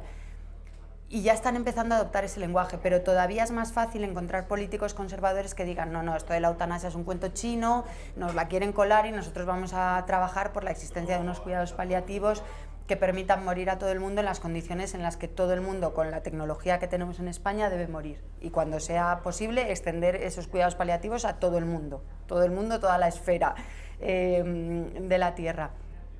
Pero en el debate del aborto eso está muy superado y es muy difícil. Yo creo que es muy difícil echar marcha atrás y hacer que la sociedad se dé cuenta de la barbaridad que es un aborto. ¿Existe algún país con una legislación respecto al aborto avanzada? Y fíjense ustedes que, claro, cuando digo avanzado, quiero decir todo lo contrario a lo que sugiere esa palabra cuando se le cae de la boca a los feministas. Cuando digo avanzada, quiero decir en el sentido de que protege la vida del niño que aún no ha nacido. Sí. En Europa del Este parece que esos países están más concienciados, ¿no? Sí, España, al contrario de lo que se cree y al contrario de lo que vendieron los socialistas del Ejecutivo Rodríguez Zapatero para aprobar la llamada ley AIDO, que decían aquello de España hasta la cola, tenemos que situarnos en la misma esfera, en la misma órbita que el resto de países europeos. España es uno de los países europeos, incluso del mundo, con una legislación pro aborto más extensa, más laxa, más deshumanizada. De nuestros países vecinos, Irlanda, han legislado recientemente... Estaba prohibido hasta hace muy poquito. Estaba prohibido hasta hace muy poco y... creo que la última reforma abre la mano y permite ahora el aborto en algunos supuestos, pero desde luego no se acerca a nuestra ley.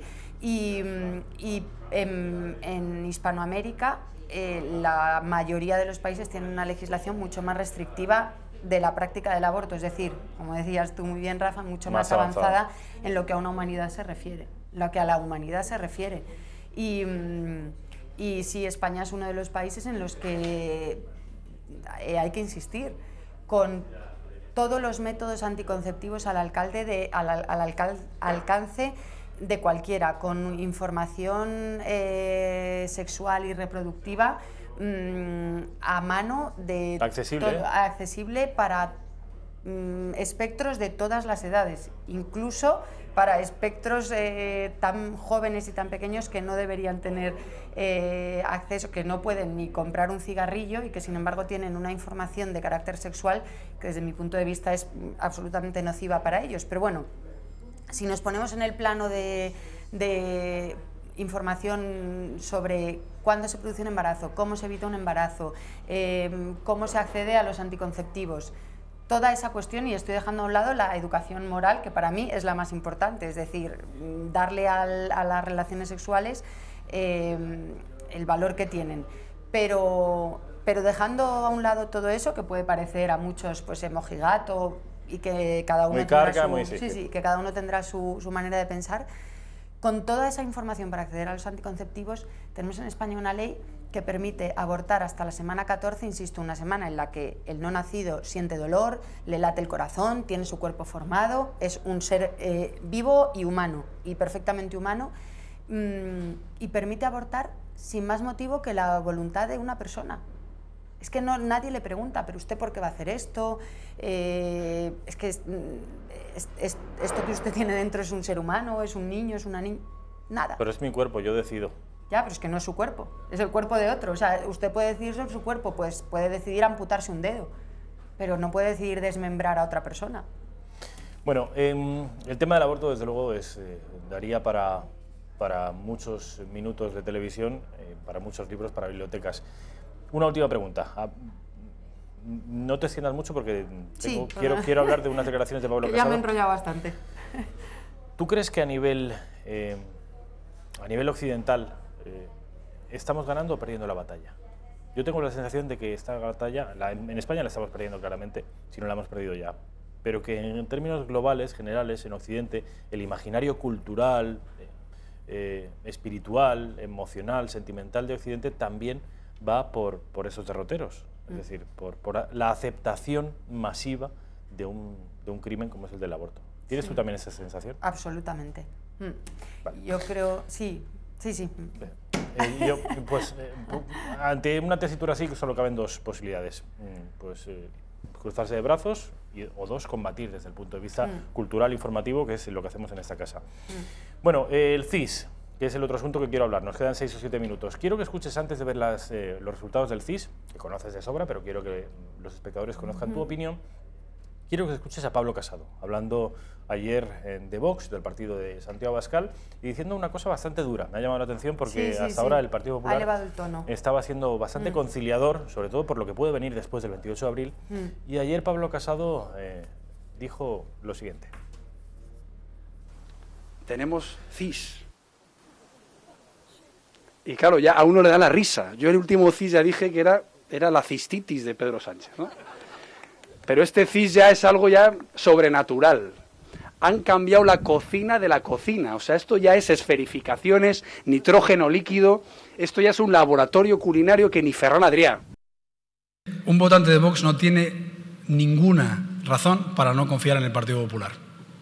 Yo cada vez que escucho a un dirigente de Vox diciendo por qué hay que votarles a ellos, yo quiero hablar de cobardía, cuando aquí tenemos un partido de héroes con 20 víctimas del terrorismo.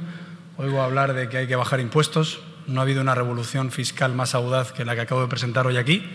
Cuando habla de unidad de España, ¿quién paró el plan Ibarretxe legislando en el Código Penal la convocatoria ilegal de referéndum? ¿Quién paró el plan Puigdemont llevando ante la justicia a los que dieron un golpe de Estado y también apoyando a la Fiscalía General del Estado? Bueno, pues entonces Vox, ¿qué puede ofrecer? Bueno, puede ofrecer quizá el no haber gestionado absolutamente nada en su vida, ni una concejalía de pueblo, y probablemente el tener unas ideas bastante radicales que no conducirían a nada bueno. Por ejemplo, sugerir que los españoles vayamos armados en vez de confiar en las excelentes fuerzas y cuerpos de seguridad del Estado. Vamos por partes, Rosa, porque te veía negando la cabeza a cada nueva palabra de Casado. Es que yo creo que ahí Pablo Casado se equivoca, porque yo entiendo, el Partido Popular y Vox ahora mismo son adversarios en una campaña electoral y de alguna manera tienen que conseguir convencer al electorado de que les elija a ellos y no a otra formación. Pero claro, aquí Pablo Casado incurre para mí en dos errores. El primero es faltar a la verdad sabiendo que está faltando a la verdad. Vox ha explicado, puede gustar o no gustar, pero ha explicado por activa y por pasiva cuál es su propuesta sobre las armas, que es ampliar el concepto de legítima defensa, y que las personas que tienen armas en su casa o que se defienden ante un allanamiento en su casa con armas para las que tengan permisos o con otros elementos de la casa, no se les juzgue, como ya ha ocurrido en algunos casos, y personas que se han defendido dentro de su domicilio han acabado en la cárcel. Y Pablo Casado ha dicho: quieren que los españoles vayan armados por la calle. Desde que Vox anunció esa medida hasta este pronunciamiento de Pablo Casado, yo he escuchado a Santiago Abascal y a otros representantes de Vox, pero en concreto a Santiago Abascal, al menos en 4 entrevistas, desmentir esto. Entonces, Pablo Casado lo sabe y sigue utilizando esa expresión. Eso a mí me parece que está fuera de... Sobre todo es que creo que a los votantes no les gusta eso. Si detectan esa mentirijilla, creo que no les va a gustar. Y la segunda cuestión, la hablábamos antes Javier Torres y yo, no tiene demasiado sentido decir no sé qué puede llevar a un votante de Vox a no votar al Partido Popular, y a renglón seguido decir la diferencia entre el Partido Popular y Vox es que los de Vox son unos radicales que plantean unas ideas de locos, porque entonces ya estás diciendo, hombre, pues el votante de Vox no va a votar al Partido Popular porque son ideas diferentes. Entonces creo que es complicada la campaña tanto del Partido Popular como de Vox, porque saben que Vox y Partido Popular comparten muchos puntos en común. Ayer Isabel Díaz Ayuso en ese sentido fue, yo creo que más... guante blanco, ¿no? Y más sincera, dijo, hay cuestiones en las que estamos de acuerdo, Santiago Abascal y yo, y hay cuestiones en las que no estamos de acuerdo. Pero vamos a tener que entendernos porque por delante de esas cuestiones en las que no estamos de acuerdo está algo en lo que sí estamos de acuerdo, que es la defensa de España. Y yo creo que esa subida de tono además ha sido tan drástica y tan sorpresiva por parte de Pablo Casado, no es buena para el Partido Popular. Vamos a ver las encuestas del CIS, porque vendrían a dar la razón a Rosa Cuevas Mons. El Partido Popular no está en un buen momento porque se desplomaría de una manera, yo no sé si hay precedentes en la historia de la política española, de una manera salvaje. Si es que esto, les recuerdo, es Tezanos el muñidor, sí. Es verdad. El Partido Socialista, con casi 1 de cada 3 votos de los españoles, o cualquier español que ustedes vean por la calle, pues cuenten 3, pues 1 vota al Partido Socialista. El Partido Popular, la mitad de los votos del Partido Socialista. Y luego los otros 3 partidos un poquito más pequeños, pero los 3 de ámbito nacional, estarían prácticamente en un empate técnico. Solo hay 1,5 punto de diferencia entre Vox y Ciudadanos. En medio estaría Unidos Podemos. Rosa, ¿a ti qué te parece? Pues a mí me parece... ¿Nos lo creemos o no? Eso para empezar. No, yo no me lo creo, pero no porque no me lo crea por desconfianza, sino porque yo los análisis que he escuchado de este CIS de Tezanos, en el que ha vuelto a cambiar la técnica, destacaban o subrayaban los expertos en analizar encuestas 2 cuestiones. La primera, la amplitud de las horquillas, es decir, con unos márgenes de error 66-76 escaños, 33-41, 42-51, es tal horquilla que no te puedes hacer una idea de lo que de verdad va a pasar. Y escuchaban a Michavila decir, hombre, es que en Ceuta, que reparte un escaño, el CIS de Tezanos otorga entre 0 y 1 escaños a 3 partidos, con lo cual así es fácil acertar, porque claro, seguramente o lo vas a sacar tú o tú. Claro, pero uno lo saca seguro, con lo cual en ese sentido creo que es poco fiable. Y segunda cuestión por la que dicen los expertos que es poco fiable es que hay un porcentaje muy amplio de encuestados que dice no sé a quién voy a votar, y ese porcentaje, que en este CIS, en esta oleada del CIS es amplísimo, hace que el resultado del análisis pues esté bastante contaminado o sujeto a unas modificaciones que cambien todo. Y sobre todo no me fío porque el señor Tezanos no acertó, pero ni de lejos, en lo que ocurrió en Andalucía. Toda esta información y mucha más en eltorotv.com, y ahí lo están viendo, todo lo que necesita para vivir informado. Rosa Cuevas Mons, mil gracias, como siempre. Gracias, Rafa, gracias a ti. Les dejo con el mejor de todos nosotros, Fernando Paz.